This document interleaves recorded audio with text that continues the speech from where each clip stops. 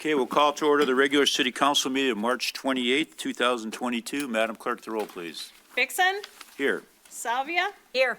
Albrecht, Here. Gould, Harrison, Here. Peterson, Here. Sage. Here. Thank you. Now, could you please rise and join us for the Pledge of Allegiance? I pledge Allegiance to the flag of the United States of America and to the republic for which it stands, one nation, under God, indivisible, with liberty and justice for all.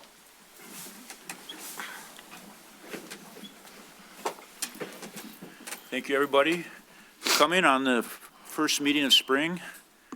Even though it doesn't feel like spring, it's spring, and our first meeting kind of back up here to where we were, so hopefully this part of COVID is behind us and we are moving forward.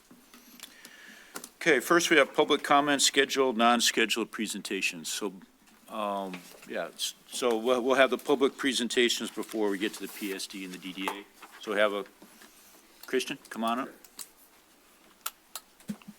Good evening, everyone. Christian Hauser, 5157 7th Street, and I come to the council tonight in my individual capacity, not as anything related to any board or commission. Excuse me for one second. You're going to talk about, The lighting. yeah, Would you prefer I wait until? yeah, if you That's could, fine. it's I on the have no- agenda. We'll get you. Absolutely not a problem. I'll sit back and. wait Okay. until the call. Thank you. Is there any further comments? Brian, is there anybody out there? I'm not seeing anyone with their hand raised, Mr. Mayor. Okay, thank you, Brian. All right, so first we'll have a presentation from the Principal Shopping District. Christy, you're going to be on tonight? Yes, Welcome. thank you, Mr. Mayor. Kevin Stewart had a family thing come up, so he's not able to be with us tonight, so I'm going to pitch in for us. In your packet for the PSD, you had a copy of our proposed event calendar for 2022, as well as our proposed budget for fiscal year end 2023. You may have noticed there aren't very many changes. We're not going to be introducing any new events this year or promotions, save one, which I'll get to in this brief little presentation that I'm going to do. But I just wanted to take a minute, recap some of our successes over the last budget year, and then give you a preview of what we're looking forward to this year, and then I'm happy to answer any questions you might have. So just starting things off, Foodie February. This is a promotion that actually was born out of COVID. We came up with this back in 2021 when our restaurants were shuttered right after Thanksgiving and were proposed to be open in mid-February. We knew our restaurants needed a shot in the arm, and so we had the opportunity that we had to come up with something where they could access it, whether they could dine in, which we were hoping was going to be an option, or that people could carry out, which a lot of the restaurants were still doing. So the idea behind Foodie February is that you would dine in or take out at any downtown restaurant, take a copy of your receipt and bring it to the Downtown Collaboration Studio anytime in the month of February, and for every receipt, you were entered to win a downtown gift card, and those were all for downtown restaurants that we purchased through the program as well. So the first year that we did it, we had over 700 receipts that were redeemed with us, and that drove, it was an average ticket of about $60, which drove $48,000 into our local economy. Wow. Those are just the people that came to see us. There were a lot of other people that said they didn't bring their receipts, but every time we posted, it was a nice reminder that this was something important, how they could be supporting this category of businesses. In that year also, American Express was holding an Order In, Help Out Challenge. So they were asking downtown organizations to submit ideas of different things that they were doing to help out. And in the webinar that they did, showing people how to apply for the award, they used a slide of our Foodie February as an example, so I thought maybe that was a hint or a sign, so I applied. And we actually took first in the nation with Foodie February. Yep.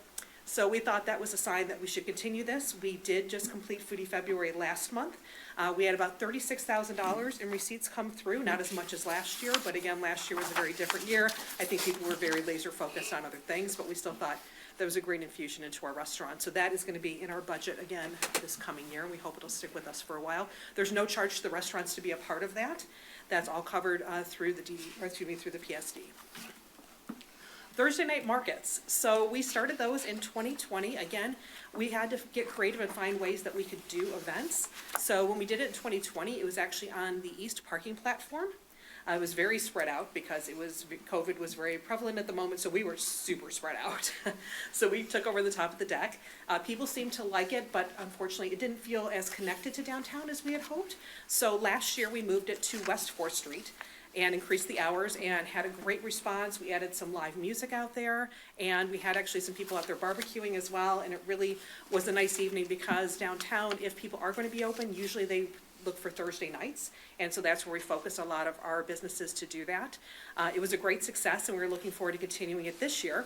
But we're moving again. I don't know if it's just a thing every year we're gonna move it, but it was on West 4th Street, which is under construction. So we'll be on East 4th Street this year. But still, downtown businesses have an opportunity if they would like to have a tent there.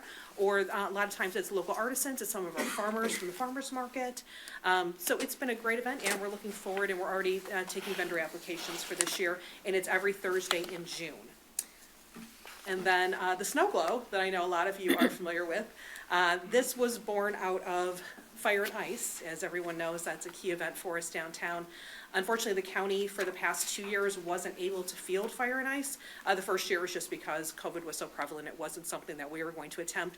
And then last year, there's just been so many changes at the county, they weren't prepared to do anything. They haven't told us they're not coming back, but in anticipation of that, we've been reinventing the event, and we're going to continue to do so. So this past January, we launched the Snow Glow again. We fielded the ice sculpture carving competition, which was super popular. It's carvers from different culinary organizations from around the state. Actually, up in the corner, you may recognize Mark from the Royal Park, former pastry chef at the Royal Park, doing some ice work with us. There's Taylor. She was inside of our ice anaconda that was a 9-foot-long ice snake. Wow. Super fun. We did the marshmallow roasting. Of course, we had the big bright light show, shopping. We had ice cornhole, which people seem to really enjoy.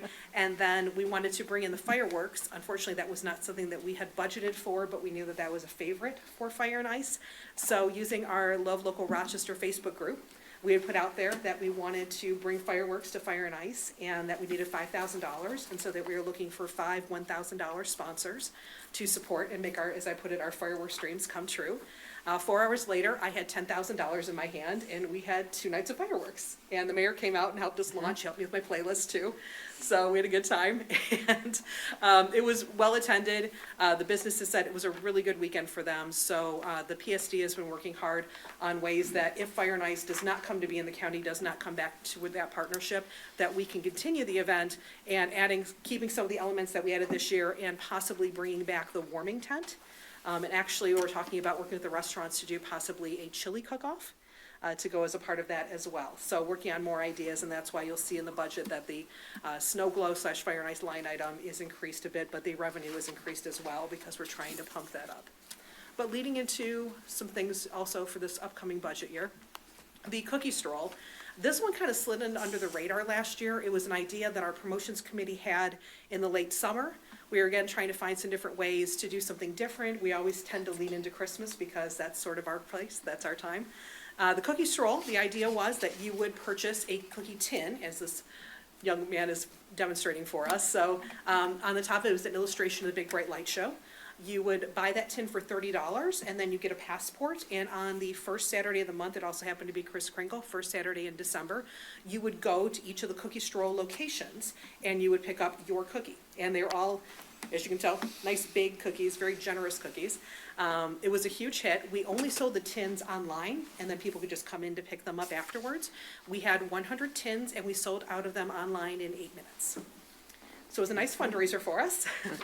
We did purchase the cookies, but they were at a discounted rate. Purchased the tins, but we still ended up clearing about $1,500 off of that as a fundraiser, which was a great thing for us. So we're going to do that again this year. There's discussion about adding 50 more tins. We don't know how many more people our businesses can take over that short time period, but we're talking about adding another 50 more just to gauge that interest, because we kept getting calls afterwards of people wanting their cookies, and I don't blame them because they were pretty fabulous. And then the last event, you may recall that we had come here to talk to you about this last year. The Snowman Stroll is actually like the sheep. It's the fiberglass objects that are then designed by local artists, sponsored by local businesses. Our idea last year, because a lot of people have been asking for some new things with the lights, but unfortunately we don't have the budget to do many more lights because that's thousands upon thousands of dollars. So we came up with the idea of the Snowman Stroll, that we would have 12 of these, because I'm all about a theme, 12 Days of Christmas, and we also happen to have 12 corner gardens downtown on Main Street, so that we would place one snowman per bump out, so people could see them as they came downtown for the holiday season.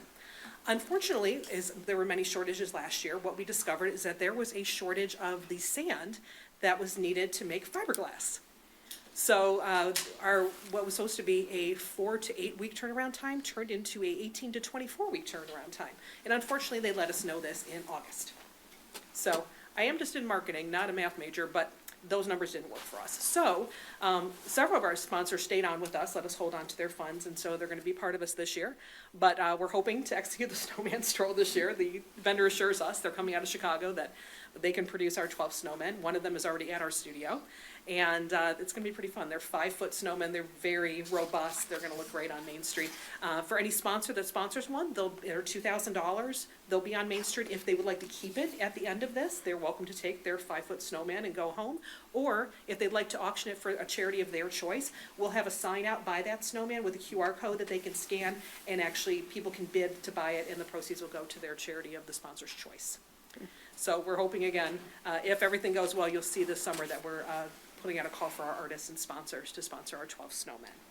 So that is my very brief presentation of what we've done and where we're going, and I will just leave it up to anyone's questions. As I said, both the budget and the event calendar are in your packets. Councilmember Albrecht. Thanks, Christie, as always. Thanks for pitching in for Kevin. On the budget, I saw Fire and Ice is now going to be called Snow Glow. Snow Glow, but am I missing where the Snowman Stroll is, or do you Snowman's not at the- need money for that because it's all going to be through the sponsors of the snow? It's at the very bottom. It's the last one below Cookie Stroll. I must be looking at it wrong. I'll go to my electronic one then. I printed this out, so. But to answer your question, it's 26,000 in revenue, 25,000 expenditure, so it's really a pass-through. We'll probably make 5,000. Oh, I was looking, okay, I see it on that. I was looking at the, your annual budget group by category, not the one, not the recap you did. Okay, Sorry. okay. Thank you. Yes. Mayor Pro Tem Salvia. Thank you. Thank you, Christy. Thank you for the amazing work with the PSD and the great events. And also just thank you for revising this format to show us both the revenue and the expense. It's really helpful, especially on things like the magazine. It's great to see that there are revenues that come in from it, not just the cost. So as well as like the farmer's market, that, there's revenue that comes in. So it's good to see that. So thank you for breaking that out. Absolutely. I know that was a concern here at council, because I love our financials, no offense, Anthony, but they're a little hard to read sometimes when you get, especially with PSD, all the different line items for every event. They get a little cumbersome, so I thought an easy read might be a little bit more user-friendly. Thank you. Councilmember Peterson. Thank you, Mayor. So, no, I just wanted to say thanks and to you and your team for everything that everyone's been providing. I do know then had heard many positive comments about all the events that have been planned, so thank you. Thank you. So are we accepting this, or this is just information for us to put in our budget? Mr. City Manager? Yep, so again, we'll have our, the budget voting, so unless there's any questions or comments, we would just include this when we put together our full budget binders for you guys. Very good. Okay, thank you, Christie. So are you going to do the DDA? No, I am tagging off to Ben. All right, welcome, Ben. Thank you. Welcome back, as they say. Welcome back. Yeah, I was singing it. Council, Mr. Mayor, thanks. It's great to be live and in person. Yeah. It's fantastic. Wanted to thank you for, taking this up tonight. This is our draft budget. It has not been approved by the DDA yet. But we wanted to get it into your hands so you could review it. Not a ton to talk about. The numbers pretty much are what they are. But I did go through and try and compartmentalize the stuff, so I think the restate that Councilmember Albrecht was referring to with my Excel spreadsheet, because much like, I love you, Anthony, but those GL accounts just make me crazy. So I tried to break it into more logical buckets.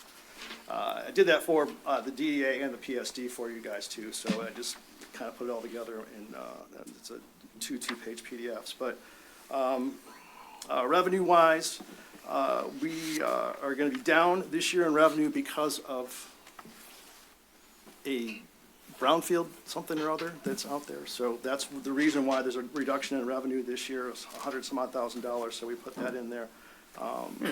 For that, Other than that, all the rest of the numbers are essentially a push from the prior year. So that's the big change, the big delta in revenue. In terms of, oh, sorry. Okay. Oh, sure, okay, good. I thought I was becoming accosted here. Can't log in. Those are Ben's numbers again. I'll give you some assistance Can't here log for in. our viewers at home. Oh, got it, okay. All right. Yes, you're correct. Yeah, the brownfield issue, there's some programming glitches. Here's the detail. Okay, thank you. They'll get it. Some liability piece that's extended on that. So that's to be determined and still is not settled yet. Right, so it was what, about 110? It was about 110,000, Right, yes. so we built that into the agenda. the likelihood of it happening. We wanted to work with what we knew at the time, and then if that changes, then I guess you guys will tell us what's going to happen. There's still some time on that one, I guess. When is that going to be resolved? you know? I'm waiting to hear back from the county on that one.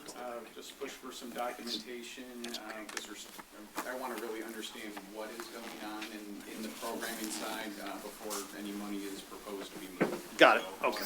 Make that get proven before this happens. I'm sorry, we were distracted. Could you restate that? Because I did have a question about the revenues. Could you just restate that? Sorry, we're having technical issues here.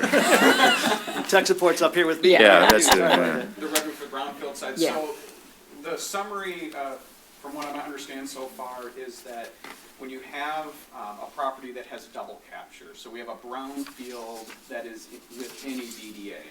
So what we found, it actually wasn't Rochester that found it, it was another municipality, and then when they started looking at it, they looked at other ones, and then the county looked at other ones and found it was applicable to all of them. What happens is the brownfield captures, and so is the DDA capturing. So you end up with a double capture. So the way the county has asked us to set up going forward is to not have the brownfield capture at all. And then the amount it would have captured would come from the DDA as the pass-through To the city. for that amount. Because there's no way in BSNA in assessing to make that correct to not have the double capture. That's what was discovered just within the last maybe 6 months. So we're still going through to see, I'm like, well, you gotta, I wanna see the breakout, I wanna see the allocation tables, I wanna, I wanna see like what, I wanna, prove exactly how that is working. So when I talked to, Mr. Joe Nelly about it, I said, hey, coming up in this upcoming year, if we look at the look back, and for us, it's just from 2017 to current, there's $110,000 worth in there of what would be the double capture. So I go, it's, from everything I've seen so far, I don't see anything that says it's not accurate, but I still want to see the proof that it is accurate. So I said it'd be best if we, on the revenue side, that's going to come right out of taxes to show that, because more likely than not, that's how that's going to end up coming to a stop at the end. So I guess in theory, another way you could look at it is the prior years are all overstated by that. And it's, Yeah, right. this current year coming up is going to be a catch-up year, so. Exactly. If you would have taken the last from 17, 18, 19 and added those all up. Right. Yeah. So going forward, it's going to be, 15, 20 grand. I mean, it's not going to be a ton of money. It's just No. all of a sudden it's the catch-up. So Okay. we put that in the budget just for, because we want to make sure that, we'd rather delight to the upside than come back and say, oh, we missed something, especially 110 grand worth. Good. Councilmember Albert. Just on the revenue, and I know we've worked very hard on this, the donor wall. I know we have, I worked with some residents. There's somebody who's going to, or is in the process of purchasing a thing for the donor wall. So hopefully, when you do your final budget, you can put some money in there. I know Tony LaPuma and I have tried to get more and more people into that donor wall, and perhaps we can put it into the next newsletter, the city newsletter to, now that the pandemic is behind us, ramp up some interest in getting some revenue onto the donor wall. Yeah, 100%. And like I said, we wanted to be as conservative as possible on the revenue assumptions, so we'll certainly address that. So, note made? Note made. All right, very good. So that's the difference on revenue. Is there any other? Okay, so I tried to break it into sort of the logical buckets, and when I was on council, this is how I always viewed it. What's the staff? What does it take to maintain the district? What does it take for economic development? And then sort of the office and overhead. So I tried to break those out, and these literally are coming right from the budget that you guys have. All I did was got rid of all the zero columns, because Anthony likes to give you lots of zero columns, and then I'm like, I mean, I'm a CPA, and I deal with this stuff all the time, it makes me insane, so. Anyway, got rid of it all and tried to bucket it for you, so it was a little bit more, user-friendly, I guess. So we always deal in numbers and percentages, so if you look at, really from a staffing perspective, we're still around 7.5%. It's been that way we had a little bit of adjustment. Apparently, you guys had a salary study or something that came along, so there's a little bit in there for that. But other than that, it's essentially a push year over year with respect to percentages and salary. So there's that. In terms of the district maintenance expenses, so this would be dumpsters, DPW, keeping the lights on downtown, insurance for people, I mean, just the whole shoot and match. It's up a little bit year over year with, inflation raging at 7% plus. It's not a shock, but that sort of is what it is, and we got these numbers right from the administration. So we expect, Anthony has a lot of good, solid reasoning for his stuff, so take it that that's the number. In terms of economic development, tried to break out, those things that the DDA pays for that results in economic development within the district and really at the city at large. And that was $70,000. And if you look at it over the course of time, it was a high back in 2021, 2019 and 20, 21, 2021, and it's come down. So it's only 4.2%. So it's actually, as a percent of revenue, decreased on lower revenues. And then office overhead. The main bump there in last year and this year was because of the rent on the new place, but we lost the rent on the old place, so it was just a delta, and council approved our lease on that. So not a huge change there. Cross-charge. There's an increase in cross-charge this year because of? Is just the staff allocation. Got it, okay. So, or We just had to increase costs as healthcare and everything else goes up, the amount of that increase. right, so that's money coming from DDA and going to the other funds, city and whoever else. So total operations, it's hanging right around 30 to 34% this year. The largest drivers of the increase were the increase in the cross-charge and I just lost my place here. Oh, and our increases on maintenance expenses for dumpsters and stuff like that. So that's that. So what's left over after that is going to be capital. So we've always been trying to strive at this 70-30 capital to operations, and we're right in that wheelhouse. 65-35. So in terms of this year, there really isn't a ton set aside. The only plugs that I have in the budget was for we're putting 10 grand aside from for community art. That was a request from some people on the board. The front porch project and capital improvements at our DDA meeting where we discussed the budget. In the subcommittee, everybody kind of landed at an 80-20, so whatever money we have left over, 80% would be going towards trying to get the kitty back up for front porch, and then the other 20% would be going to site for development within the district, but, we don't have a ton there, so what we can do with that, we'll see. Capital assets, that's coming right from administration. Sidewalks, we were told, we spent all that money last year, so this year we were pretty good for the next couple of years on sidewalks, which is great. Street light, continuing that program. How far along are we? We got After this next round, we have about 3 years left. 3 years left, yeah. So we're just, and just as soon as we get to the end, we'll be starting all over again, so it'll be. If that number's 250 again next year, I'll be shocked, given the supply chain issues, but I guess we'll see. And then big bright light, so that payment of 150 is always considered capital, and that is a direct investment into PSD towards the actual efforts there.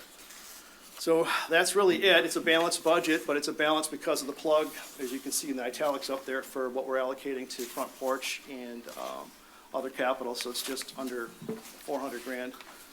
As you guys know, we basically wiped out our fund balance dealing with COVID stuff in the prior years.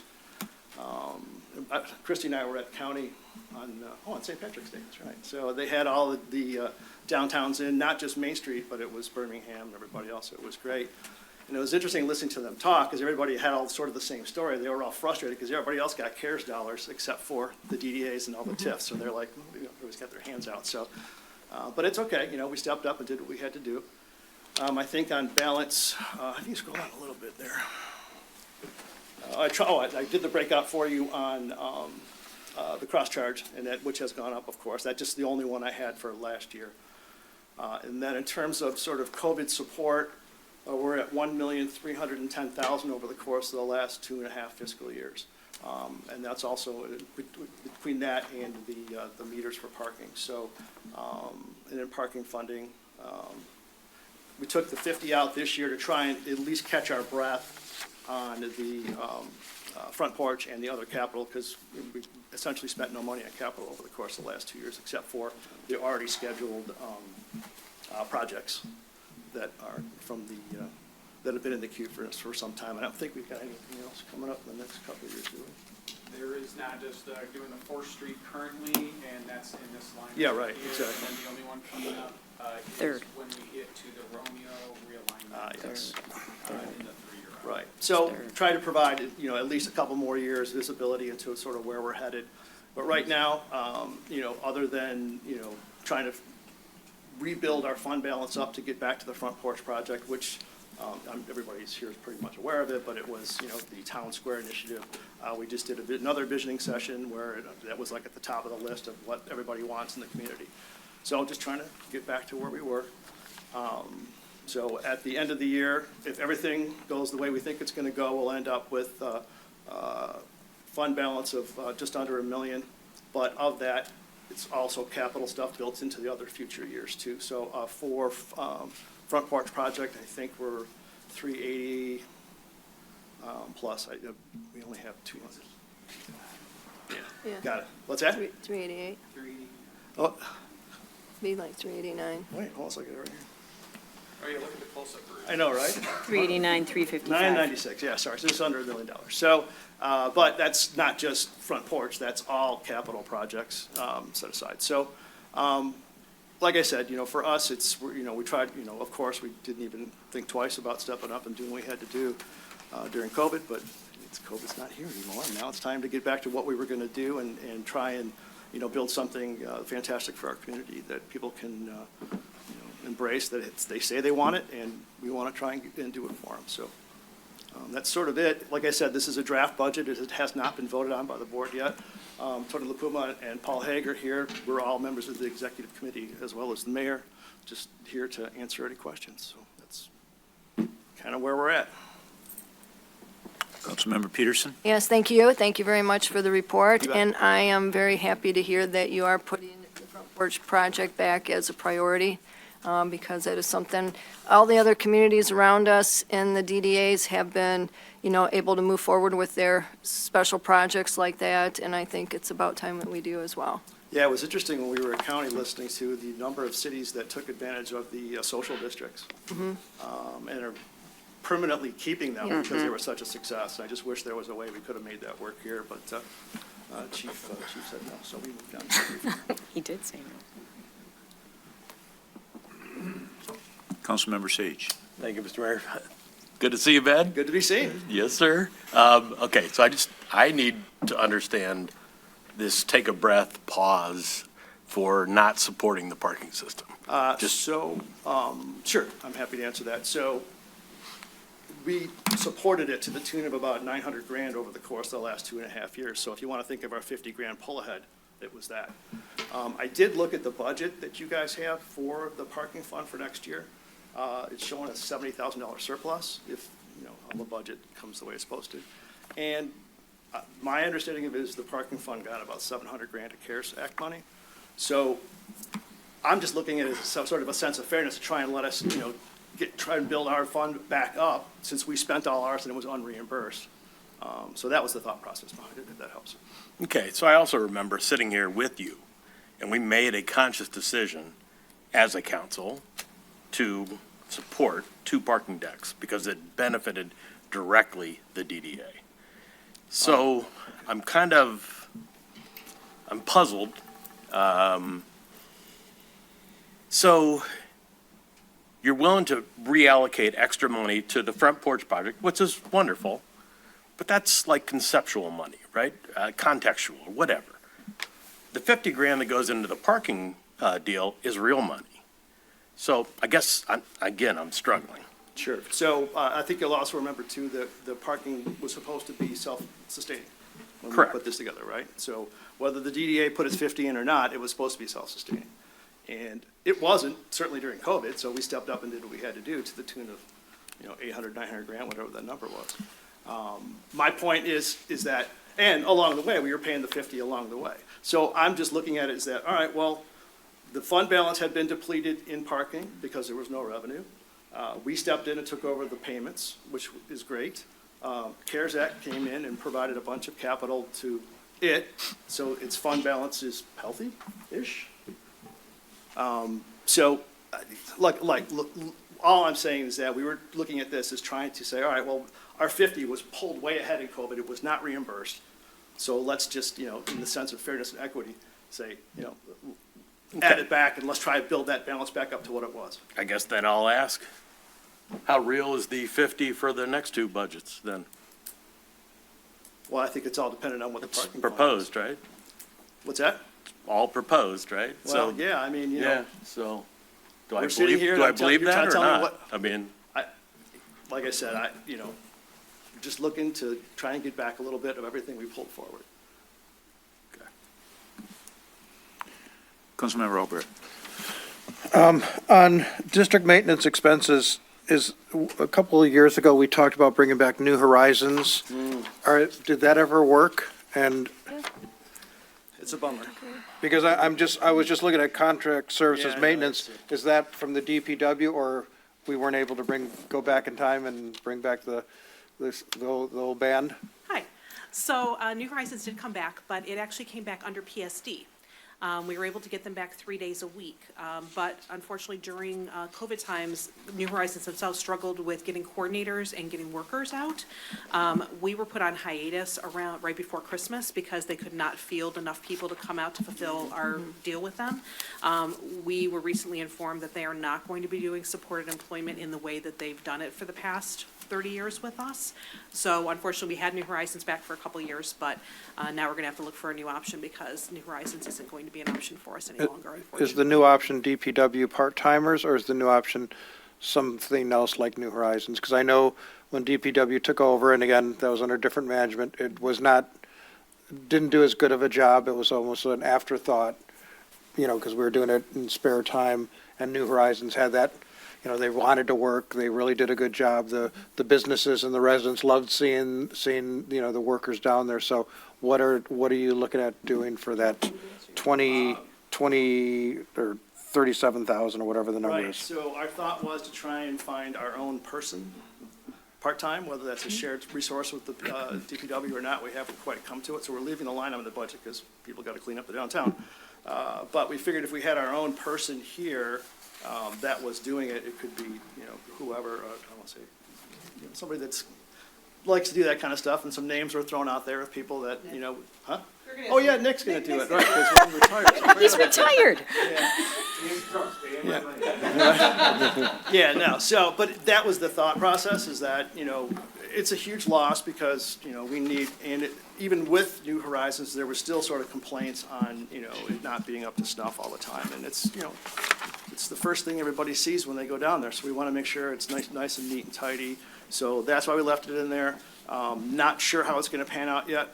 If I have to get down there with a leaf blower, I guess I'll do what I got to do to make it work until we figure that one out, but this just happened not too long ago, and we're trying to figure it out, but that's our thought process at the moment. I don't know if we've had any discussions with DPW on a split person or not, but it would be just a, part-timer for us.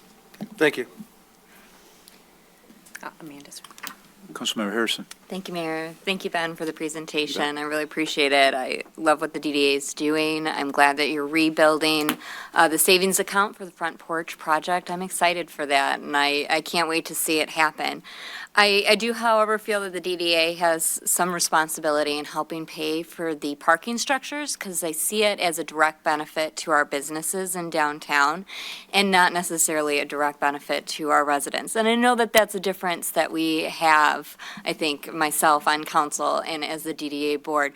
So I think that I would like to see the DDA continue to support the parking funds with that 50,000. I would be willing to consider not asking for the money for the parklets, those parking spaces being used. That's somewhere I'm willing to compromise and something that makes sense to me. And I bring this up now because, Ben, you pointed out in a phone conversation that we had that we could sell these parking structures potentially, and no one wants to pay for them. I don't want to pay for them, you don't want to pay for them. Maybe we investigate selling these parking structures, and they could be something else. There's so little resources left to develop in this community that maybe there's another option for it.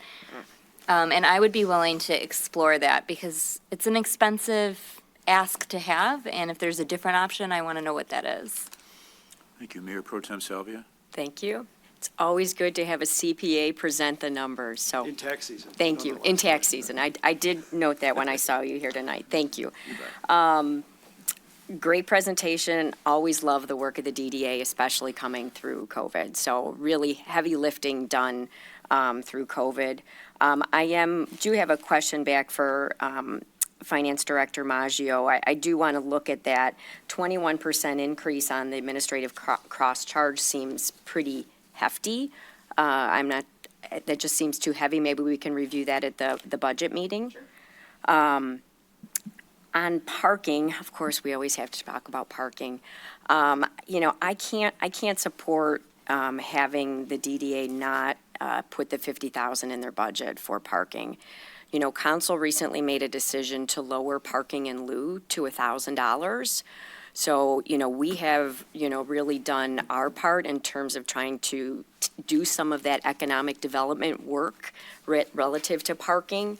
And based on where I see the budget for parking coming, we just raised rates to $1.25. We still need that, as Mark would like to say, the three-legged stool. We need everybody kind of coming to the table on that. And hopefully down the road, we won't have to do that. But for now, I need to see that 50,000 in there.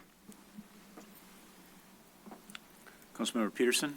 Yeah, so I guess I'm going to chime in on the parking fund as well. I'm going to tell you that I don't want to see 50,000 from the DDA. I would like to see city administration and council find out how we are going to actually make them self-sustaining, okay? That's how those were supposed to be. Business owners, DDA, have through the years given a very high share and paid a very high share cost in those. And I think it's time that we do this and find the solution to make them self-sustaining. And with the increase, all I know is I've heard from people that no one likes the increase, okay, of the parking, but of course we needed it to accomplish these goals.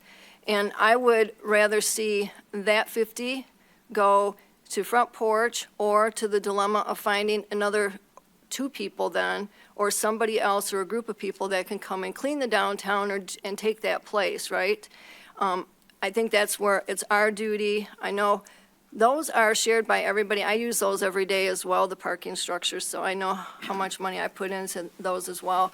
And that's just the part of doing business in a community, going to work, going shopping, anywhere you go, you're paying to park. Doesn't matter what community you go in. Other communities have raised theirs a lot in every tourist destination, and people are paying it. So I think that it is our duty to make sure that we find a way to make those self-sustaining in the future. So I'm in support of leaving the 50,000 out, and we come up with a better solution. Councilmember Albrecht. Just a little history lesson here, and I remember when I was the DDA chair and setting aside the money and getting to that, what was then 40-60, then 60-40 capital to operational, and you've gotten it up to 70-30, so kudos to you and Christy and the team and the board. And, if it were not for the pandemic, we could say that about a lot of things, we may have a city center or a Front Porch already in place because we had taken time. Well, it took us 4 to 5 years to really build up that nest egg. And when you look at the numbers on the bottom of the page of how the DDA stepped up, and I'm glad you took over as the DDA chair after I left, because that was out of my pay grade. I could not have done what you and Christie and the board did because of your financial background and your CPA learnings and how you stepped up, you and the board stepped up to without any question, supporting the PSD by paying the portion for the businesses, putting money into the parking fund, putting money into the meters going from 2G to 5G. And all those are there. It's well documented. $1.3 million came out of the DDA budget, back into the downtown. I've always heard the argument, but it always benefits, just the businesses. It doesn't. Yes, it does benefit the businesses, but it benefits the residents who shop downtown, who frequent downtown. It benefits all of us with our home values because of the importance of the downtown. I mean, that's well documented that we've heard year after year. So when you come to us asking for a breather, to build back the fund, I think that's our way of saying thank you for what you did, with the $1.3 million to help keep the city going during a pandemic. Not only with what you did with the parking, but some of the programs that Christie talked about via PSD and getting people, to take out food and all the things we did to sustain the downtown. The downtown has taken a couple hits. The Main Street makeover, the DDA stepped up and got it done. The pandemic, the DDA stepped up and got it done. So, I would be in support of you taking a breather of $50,000 for this proposed budget. I'll just say that, the parking decks, when we had them, it was we filed it under the no good deed goes unpunished category. People were upset because of the acquisition of surface lots and the proliferation of surface lots and everything else with respect to that. So, the perception that it benefits only the downtown businesses is incorrect from my perspective, only in that it creates the demand. So the DDA, our downtown is an economic development engine, and what it does is it's trying to drive people to want to live in our community. The housing prices reflect that. The fact that we've got 97%, occupancy, almost a vacancy, 97% occupancy downtown is a testament to that. These are all different parts of that, right? So unless we are creating an environment where people want to come, they're just going to go to, Clawson or wherever else, pick a city. We want them to be here, and I think to that point we've had some success. But yeah, my job tonight is provide information and also take back information to my board, who, on our meeting in April, we'll go over the budget in excruciating detail once again, and then come back with the one that will appear at some time. When calendar-wise, when is the is it second meeting in May, first meeting in May? Second meeting in April. April 25th, April Adoption on the 25th. first meeting in May. Okay, so you'll have it. Our meeting is April. It is the third, it's the week before. It's the week prior to the Wednesday. Okay. prior. The 20th, I think, is the date. Okay, calendar-wise, would it be helpful to have it sooner, or is that okay?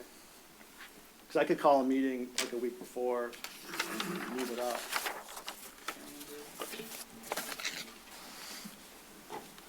I mean, we didn't want to hard code anything. Typically, back in the old days, we would have the square table set up in Yeah. here, and we would all come in, and it's like, sit in front of the king and ask for your, and so this One year, I night. guess, we're doing it this One way, night. which is One great. night. And then packet would be wrapped up by noon on the Wednesday, so this would be ideally when we'd have it, because then the manager would send it out on Thursday. All right, so let's take a look at scooching our meeting up to the 13th. Okay. All right, so we'll scooch ours up a week, so you guys have plenty of time to get that sorted. Hopefully, the room's available. If not, we'll, maybe Yeah, so- Chef Chris will let us go back to the meeting house or whatever. We'll sit upstairs. Yeah. So I'm gonna give my comment on it is, the DDA did a great job of stepping up during a pandemic. But of course, that's what they needed to do. So, those are taxpayer dollars, and the system needed help. The DDA stepped up. They did exactly what they could. And it's too bad that the front porch got waylaid. I mean, nobody wanted that. Now I see you're putting almost $400,000 in there, and then if the site plan, so that will probably get rolled in as well. So that's almost $600,000. So that's a lot of money. That's a good start. And so I also feel like the DDA needs to give the city the $50,000 for the parking. So I think you get the drift of where it's coming. Message received loud and clear. Okay. Is there any, Hopefully, there'll be some horse trading in the interim, though, so we'll see. Mayor, one where's the other site plan? I'm looking at see the 311 and the 77. You said a site plan. wasn't there a site, what was how much is in the site plan? Site plan. Okay. Budget? Site development? So when we talked about it with the, during goals and objectives and, well, mostly goals and objectives, the consensus from the board was 80-20 allocation of capital dollars. In other words, whatever's left after spending everything that we said, 80% of that would go to front porch, Right, and then right. 20% would go to site development, which is parklets and everything else. And so the site development committee would be coming back with those recommendations. It's entirely possible they'll come back with a $150,000 ask. I don't know, because we haven't gone through that exercise yet. But for right now, it's just a placeholder. The 80-20 was what the board directionally wanted us to do, so. Right. That's my report out. Mayor Pro Tem Salvi. Hold on one second. I'm sorry? Oh, platforms.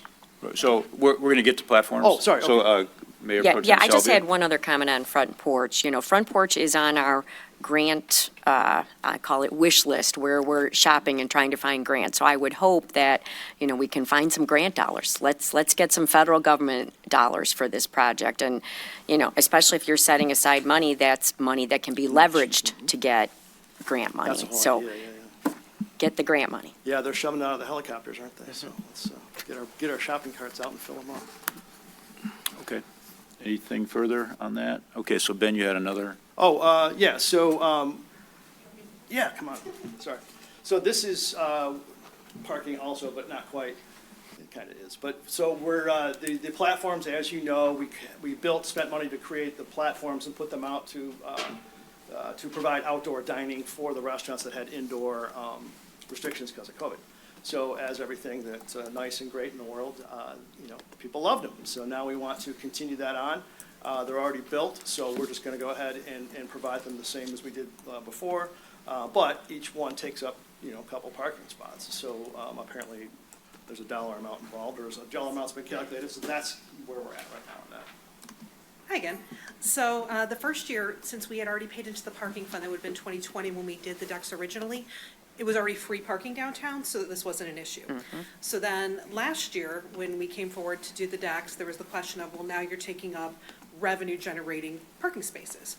So it came up last year for use of the spaces, working with the chief, on an average for the specific spaces that we would need by the restaurants requesting them, it was about $19,000 that we paid into the parking fund for use of those decks. This year, we are looking at almost a similar placement now with West 4th Street. Both DeMarco's and Zoot are going to have a delayed placement. So originally, when we had come up with this number, that was including them, so it'll be a little bit off. But taking into account the $1 to $1.25 now increase, the round number is about $23,000 would be the cost to the DDA to be charged from the city if we were to place the decks in those places. And so what we wanted to bring forward tonight is actually two sections. One, if we could get a motion to allow placement of the platforms, and then secondly, consideration of whether or not the city would like to continue to charge us for use of the parking deck platform spaces. Yes. What she said. Very good. So there's two. I'll make a motion that we allow the platforms. Support. Motion by Councilmember Peterson, support by Councilmember Albrecht. Madam Clerk, the roll, please. Vixen, Yes. Salvia, Yes. Albrecht, Yes. Harrison, Yes. Peterson, Yes. Sage. Yes. That was easy. Thank you. Okay, part two.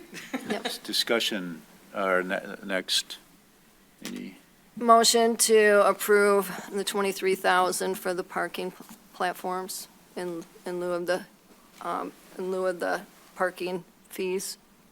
Is that correct? so a motion to not charge the DDA for those parking things. Right, because they're going to give us $50,000 if the budget goes through the way you want it. Okay, is there support? Support. Support by Councilmember Harrison. Discussion. Councilmember Harrison. Thank you, Mayor. In the spirit of compromise, I think that this is an important thing to do for the DDA. We appreciate all the hard work that you do. I appreciate that you stepped in during a really difficult time. I think that I would like to feel that there's more equal ownership of these parking lots together as a single unit is kind of how I think of us as the three-legged stool. I believe in that, and that's why I'm going to support this tonight.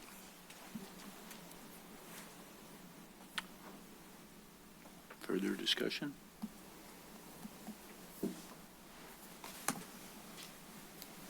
Madam Clerk, the roll, please. Vixen, No. Salvia, No. Albrecht, Yes. Harrison, Yes. Peterson, Yes. Sage. No. 3-3, Your Honor, your motion does not pass. Okay. So, is there a motion to, I would like it if we would wait until we had our 7th council person, so we don't end up in a tie again. is that Table the motion? motion to table? It's already been voted down, so Right. we can automatically Right. bring it back as a, Correct. as a tie vote. Okay, so it's a tie vote.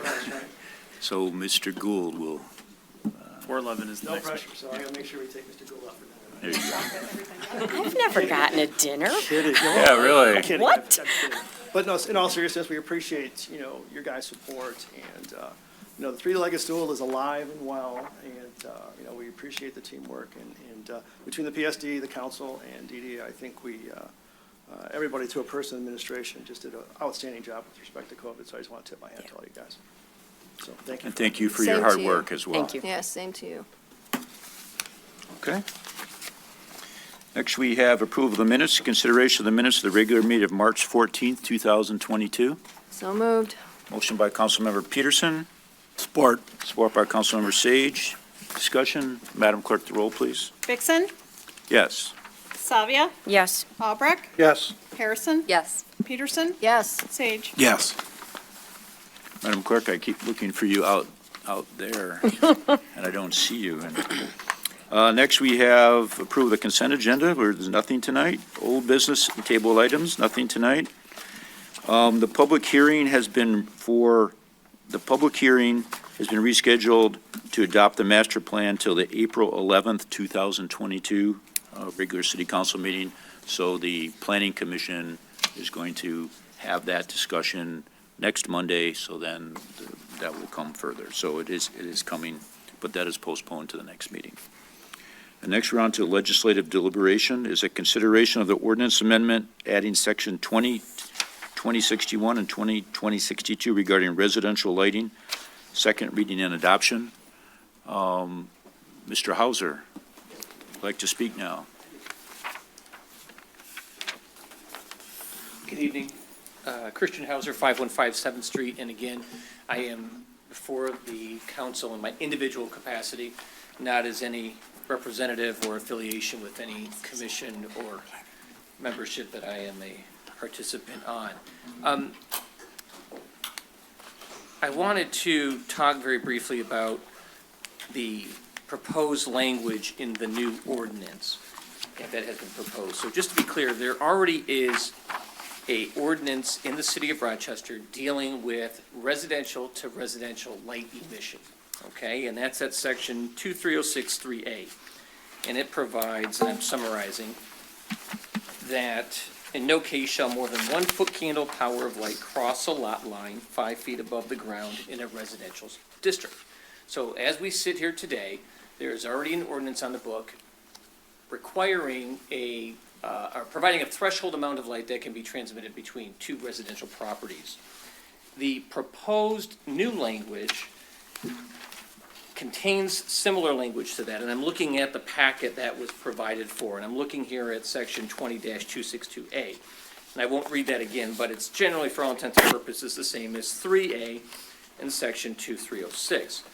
The concern, frankly, that I have is the language in letter B, and that's the inclusion of wattage. And I think there's a significant problem that presents itself that may be unintended in the enforcement of this ordinance when you start to deal with the inclusion of wattage. And it states there, exterior light fixtures that exceed 100 watts, spotlights, floodlights, must be directed away from and shielded from other residential lots. And then paragraph C, 1, 2, and 3 gives the cure for deficiencies. And the problem with wattage is that it's cumulative. And the problem that you've got is there are probably, based on my conversations with city management and based on just general observance driving through the neighborhood, I would submit to the council that there are probably thousands of light fixtures attached to houses in this city that will be impacted adversely if this ordinance is passed. So for instance, I just today at work here's a picture of a light fixture that has 4 bulbs on it, okay? Some have 3, some have 2, some have 1. And I see Councilperson Harrison has maybe a similar one. If this ordinance goes into effect, you would be subject to a misdemeanor, because this ordinance is criminal in nature. It would subject someone to a misdemeanor. Now, I understand that's certainly after lots of negotiations and dialogues with a particular homeowner. But the fact of the matter is, this ordinance criminalizes this fixture, or something like it. Because if you add in the wattage of the bulbs, let's say there's 60, because that's what the specification is, you're now at 240, which exceeds letter B, which subjects you to a misdemeanor, 90 days in jail, $500 fine. You got to hire a lawyer like me to come defend you. Now, I know, Mr. Kratt, that's obviously an extreme circumstance. But if I'm reading this correctly, that is ultimately what could possibly happen. So right now, there's already a rule that says between 2 residential lots, you can't have more than 1 foot candle. What's wrong with that? The inclusion of wattage ratchets it down even harder to deal with a problem that I frankly feel doesn't exist. And I think if we were to ask the chief or the fire chief, who does a lot of code enforcement, my recollection was that there was a singular complaint in the past 6 months that dealt with this issue. A singular complaint for thousands of residents that will be subjected to this situation. And more importantly, it's not even city enforcement enforced, it's residential enforced. And I think the problem that you have with that is now you've weaponized an ordinance, so you have a neighbor who doesn't like another neighbor, and what happens now is I'm gonna call and you're gonna get in trouble because I don't like your light, versus having a conversation or using the basic metric that deals with commercial to commercial, multifamily to residential, or commercial to residential. That's all in there. And you still have the residential to residential 1 foot candle. I just don't think that the inclusion of wattage is going to do what the city council thinks it ought to do. And candidly, I believe it has a much more detrimental effect on code enforcement and just the overall nature of the city to do it. And I would encourage city council to really think about whether or not paragraph B should be included in this particular ordinance moving forward. There's already an ordinance on the books dealing with residential to residential light. I don't believe this language is good policy.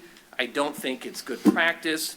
And frankly, I think it's a solution to a problem that just doesn't exist. So those are my comments, and I want to thank all of you very much for affording me the time to speak with you. Thanks, Steve. Thank you. Okay, Thank you. Okay, so we now have second reading and adoption council discussion. Councilmember Peterson. Yes, thank you. So I'm not sure where this here was supposed to have been taken out. We weren't going to be talking about spotlights and floodlights. At the one meeting prior, it was that even the timing of that to take the timer off or whatever, if it was on a timer. We've never talked about the wattage part of this or to actually have this on here, because this now is only dealing really with spotlights and floodlights. And that was supposed to not be continued because we wouldn't be you couldn't shield them anyhow. Attorney Crock, did you want to? That's not accurate. There was originally language talking from the residential. There originally was language about motion sensors and so forth. That's the part that City Council asked to be struck because of the language existing in paragraph B. It felt like the City Council felt it wasn't also necessary to have motion sensor requirements because B would capture those situations. So this would require light fixtures exceeding the 100-watt or equivalent and spotlights and floodlights to be shielded or directed away from other residential lots. That language in B is the reason, is what was in there when city council moved it for first reading and introduction.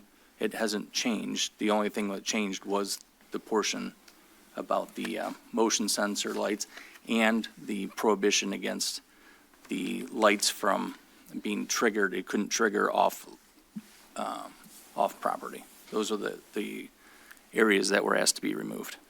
Then I'd like to ask, if I may, how would you expect somebody to shield a spotlight?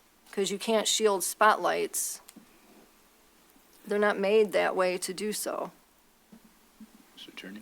Well, that's not up to me to figure out the fix, but there are redirection, it's not, you don't have to shield it, it can be redirected. That's an optional fix for for light. I know that sometimes shielding can be fabricated quite easily. I think that was done in a couple of occasions based on other complaints that resolved. So the fix itself, it may not be the perfect fix, but if you're talking about a directed spotlight, I think that's why we put in there the option of having either shielded or directed away. If I may. Councilmember Peterson? Thank you. So then, I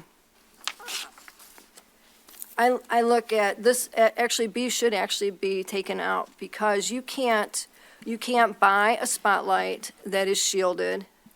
You're not supposed to like mess with an electrical piece like that anyhow, in my opinion, but to me, it was like, why would I mess with an electrical, something that is hooked up electrically, and then determine on the wattage too, because you're gonna come on everyone's property and see how much the wattage is? I mean, this isn't directed to you, I'm just stating. I mean, this here does not make sense to do this, and the shielding of that goes beyond that. I'm in 100% of support of getting rid of B off of here, or getting rid of the wattage. I mean, but if you get rid of all of it, you're gonna have to shield everything. So there's residential lighting, and next to the commercial lighting, they're not shielding their lights to residential. I have a parking structure in my backyard, and they're not shielding theirs because of safety. I have 3 spotlights on my property, and that is so if there is something out there, because I back up to a berm, I want to be able to see what's going on back there, right? So I don't know, mine are timed though, so I don't want this to be onerous on anybody here. And as we talked about in the past too, this would be, especially with the wattage and the shielding. Because no one should have to be told they have to makeshift something on a product that is purchased, that is sold, that is required by law. There's a little tag on those that says who makes them. You can't just mess with them, manipulate them. Mr. Mayor, if I could. Mr. City Attorney? And I know this isn't going to help your concern, but the fix is, there's also a replacement option. Again, I know what your response is going to be, somebody shouldn't have to pay for it. But I would say that really, if you take out B, that is the ordinance. Because as Mr. Hauser indicated, A is already in the zoning code provision. Right. C is just the sunset provision, the fix. D is, just says that B essentially is going to be resident initiated, not city initiated. And E is just exceptions to B. So if you took out B, there really isn't anything left for the ordinance, because that is the regulation. Okay, but when it comes to lighting fixtures actually state what type of bulb has to go in there. You can't deviate from that either because of safety hazards. So no matter what, if it says that light fixture that was presented to us calls for 460 watt, you can't change from that. I mean, that goes against everything, and if, it could cause problems with insurance claims, anything down the road, because it could be hazardous, even on the interior lights as well. Councilmember Sage? Thank you, Mr. Mayor. So with consideration of Mr. Hauser's comments tonight, yes, I would be willing to eliminate the wattage requirement, but I am not willing to eliminate the basis of this ordinance, to where the homeowner has a obligation not to shine a spotlight or floodlight directly into somebody else's home. So that wording, I think, needs to remain, so that we do. Plus, this is a resident complaint-based ordinance. It's not something the city's going to be driving around looking for. So, but I'm definitely willing to remove the wattage from the ordinance. Councilmember Harrison. Thank you, Mayor. Thank you, Mr. Hauser, for sharing your thoughts with us this evening. I wondered about that, this legislation, since the Planning Commission originally decided, I think, not to take it up. I felt uncomfortable since the beginning writing legislation based on a singular person's complaints. And to channel the former Mayor Pro Tem, there is always unintended consequences, and I think you might have brought some of those to light, and no pun intended, before this takes effect. So it gives me pause. Councilmember Peterson. Yes, thank you, Mayor. So, to Councilmember Sage's comments, then if you were to get rid of wattage, because I think by every account that shouldn't be in there to say exceeds 100, because we can't control that with lighting fixtures today for safety purposes, but where it says must be directed away from and shielded from, it should be and/or, because if you direct it away, it wouldn't have to be shielded. It's either shielded or it's directed away. Correct? That would be a fine change, yes. Yeah. And then the wattage, I think, actually has to come out of there for safety purposes. Further discussion? Mr. Hauser, would you like another comment? To Christian Hauser again, Mr. Sage, to Mr. Sage's point, there's already a nuisance ordinance on the books that deals with a situation that you would propose. If there is some type of offensive light coming from someone else, I believe that would be covered under the nuisance ordinance. So to the extent that we're allowing someone to directly shine light into someone else's house, I think we can all agree that's not right. But is there already an ordinance that deals with that issue? And I think the answer is yes, and I would obviously defer to Attorney Kratt for confirmation, but it seems like as though we're being redundant in the enforcement of a situation that probably doesn't happen often, is already on the books, and see if they were to call the city and complain, you already have the ordinance for the nuisance that would be covered under this. So again, my goal is not to, prevent people from having peace and quiet in their house, but this ordinance is written with respect to paragraph B. Yeah, if you get rid of B, the whole thing dies, but it's already covered under section 2306-3A. So you don't need this. And then technically, secondly, there's already the ordinance for the nuisance, so that's covered. So I don't even think removing B is really, the whole thing should just go away. But I wanted to say that, and I'm not going to say anything more. Thank you. Thank you, Mr. Hauser. Yeah, come on up. Ms. Shepherd, nice to see you tonight. Nice to be here.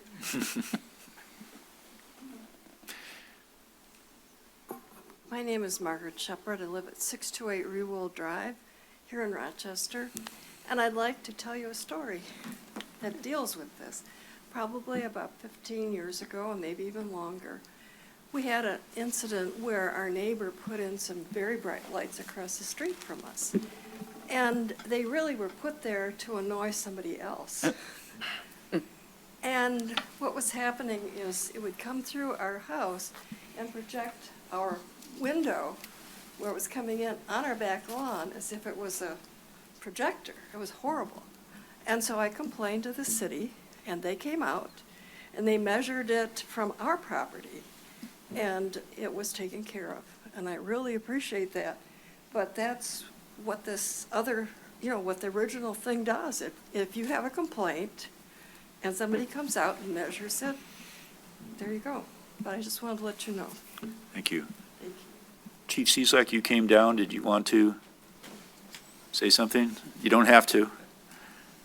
I just came to be supportive of the council. Okay, thank you.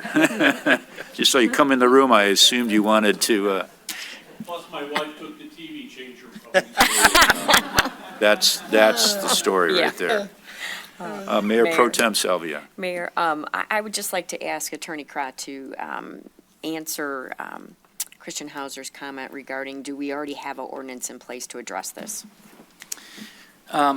Yes and no. So yes, we do have the 1 foot candle, and we do have a nuisance ordinance that can be used for the light that has really, spurred this discussion.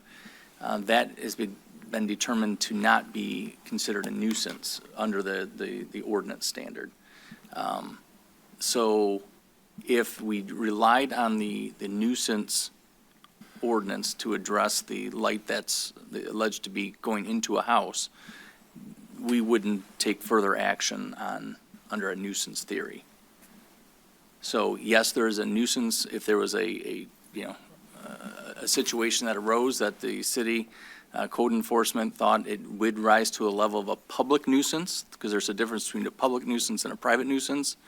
Then certainly code enforcement would pursue a nuisance. But in this particular situation, it wasn't deemed to be a nuisance.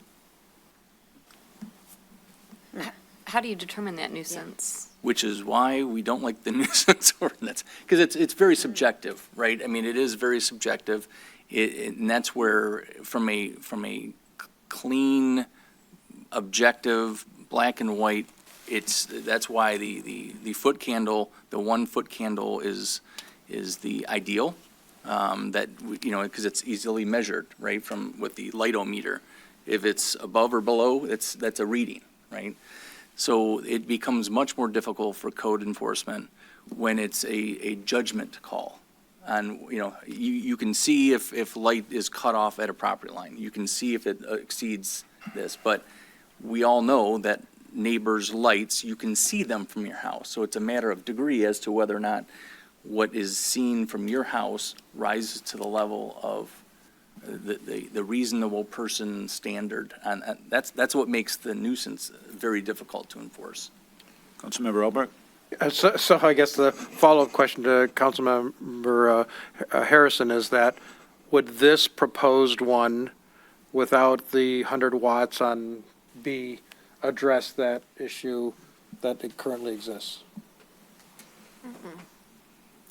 Mr. Mayor, if I can. Yeah. Chief, welcome. Just in support of Attorney Crott. Some of this is the impression of the person who feels offended by the light.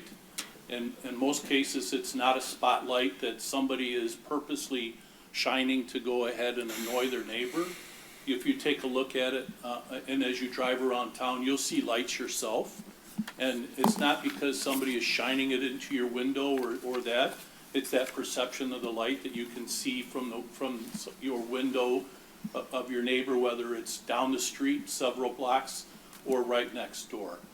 And what we've always tried to wrestle with is the piece of whether something is in violation or not. And I think I've been fairly consistent with the request to try to make this as much science-driven by using the light meter to be able to judge it. Because when I go take a look, the hardest part of the old standard was that you could see the light from someone's bedroom window. Well, I feel a little uncomfortable going into everybody's bedroom to go ahead and see if I can see somebody's light. Now it's the perception of people seeing the light from their kitchen, their den, or wherever, because it happens to be down the street and you can see the light. And it's not because somebody is purposely shining it. It's just because of the nature of the darkness and the light. I hate to say that, but if you think about it for a little bit. Mr. Mayor, if I can, and you can correct me, Fire Chief, but the light that we're talking about, which I originally thought was a spot or a floodlight, you've corrected me on that's actually a carriage light, is that? Correct. It's actually a carriage light that you can see. So, it's not a spotlight that has been purposely directed in anybody's direction. So to Councilmember Albrecht's question, this wouldn't necessarily address that, that situation, because that light is not a spot or a floodlight.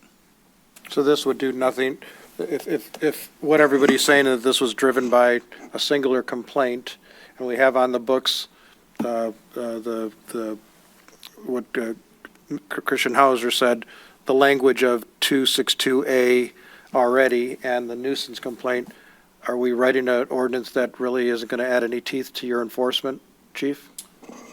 Well, it's kind of I'm going to try to be a good politician and sit on the fence a little bit here. But I would tell you that in the last 6 months, we've had one resident-to-resident complaint. Prior to that, we have had several resident to, I'll call multi-family. When we've dealt with the multifamily, we've been able to go ahead and get them to make adjustments to go ahead and bring that to conclusion.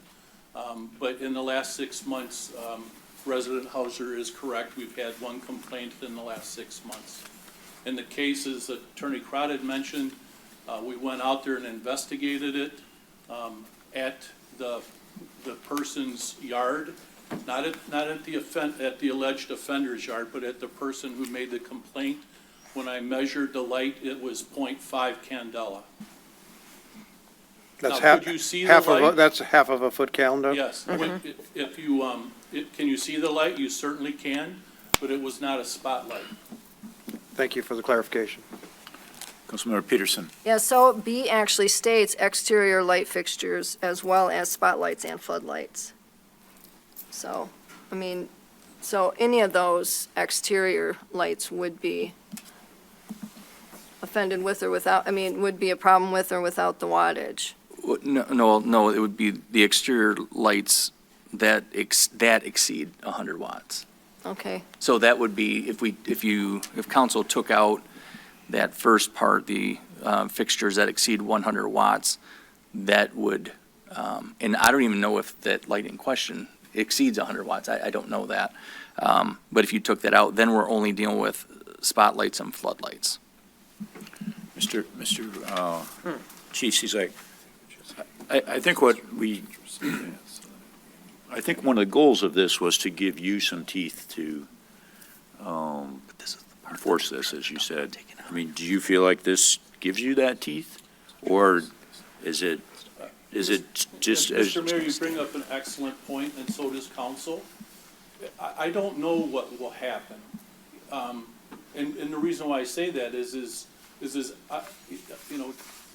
listening to the council meeting before I came in, I don't want this to become a weaponized issue between neighbors. And it very well could become.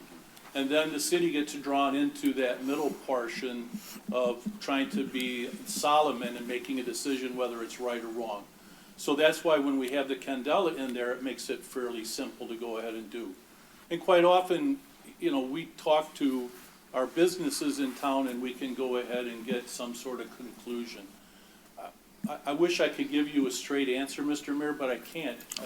I know that by using candela, it's a kind of the go, no-go gauge that tells us whether it's okay or not.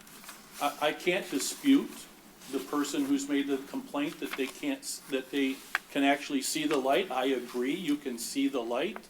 Is it a nuisance? It's a nuisance apparently to the person who's making the complaint.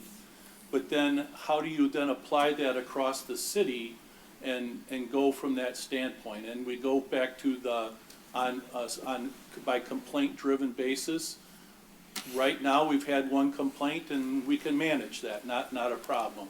But if all of a sudden we start getting another round of, if we get, we pass this and we now have additional complaints coming in, I don't know what the total impact will end up being.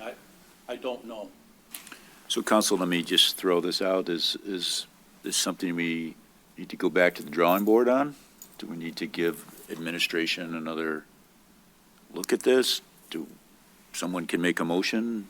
Where does we want this to go? Councilmember Peterson. Yes, thank you, Mayor. So I have a question. So my question is, if we change the exterior light fixtures and drop that 100 watts, it just is stated that they must be directed away and/or shielded from other residential lots, right? Then we wouldn't have to deal with C on here at all, because there would be no non-conforming light, because all we're asking you to do is either direct the light away or shield it, if there is a complaint, correct? Mr. City Attorney. I think it would still be non-conforming light. Well, no, I'm Because you're- saying that, okay, so, but it says the non-conforming light would be replaced. There's no need to replace it there's no need to replace a light. You're actually only having to direct it away, or you are shielding it, so it's not shining in someone else's other property. That's correct. You don't have to replace it if you shield it, or, because then it wouldn't be in violation of the ordinance. Right, so, in essence, though, the way this is written like this here, this here is not, shouldn't even be in the ordinance, because you have no use for it. There's nothing that's going to trigger anything in C at all. I would, Yes, Mr. Mayor, go if I would disagree, because what you're doing is you're assuming that someone's going to do something with your light. C is the situation if someone decides that they're not going to do anything to address their light. So, yes, if they're shielded in B, you're correct. If they voluntarily say, okay, I'll direct my light away, you're right, C would never come into play.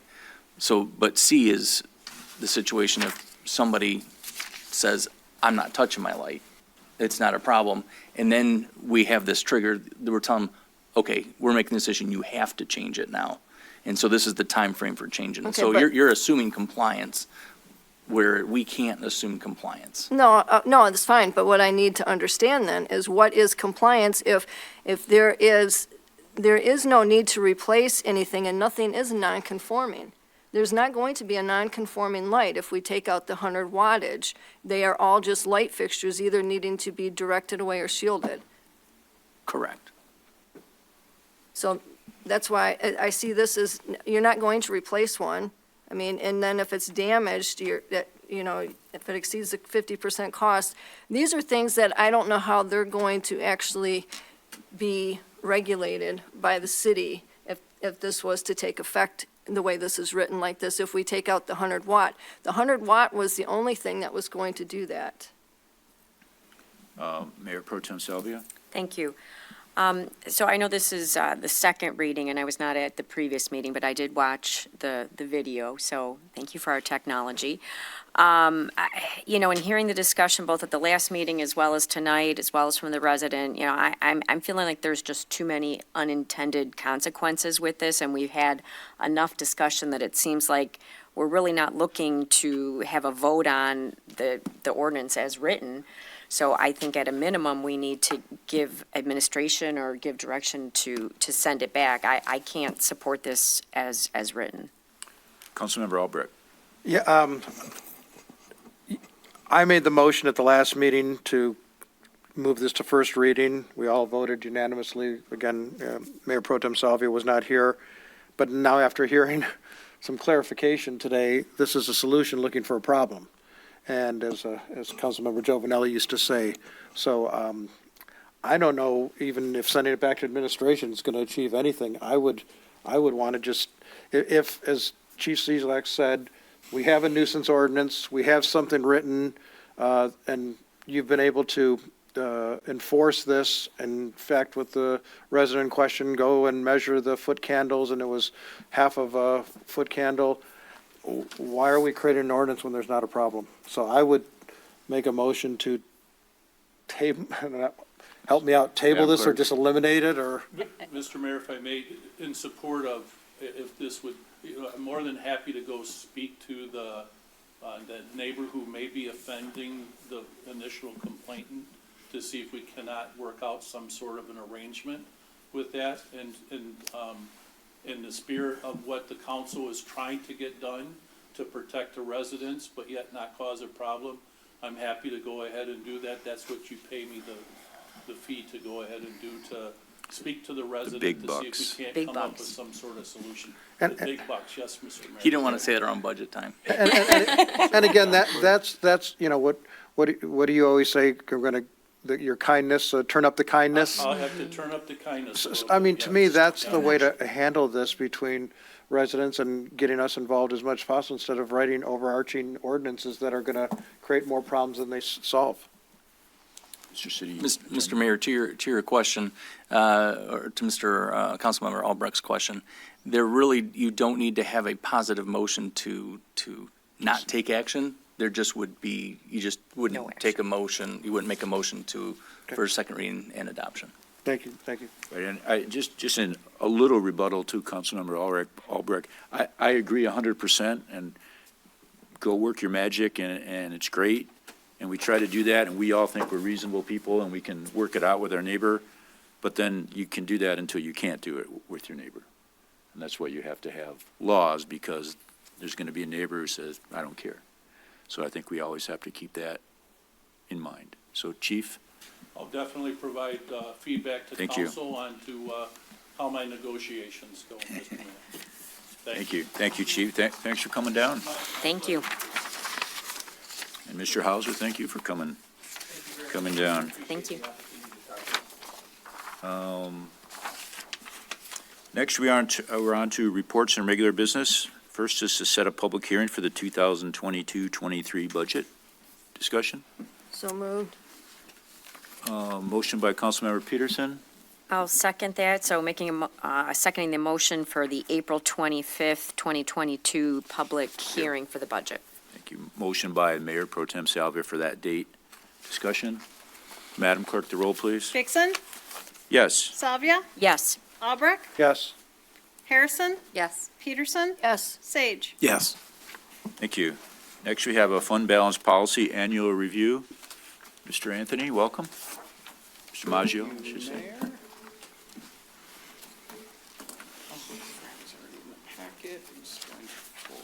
You can tell it's budget season. Yes.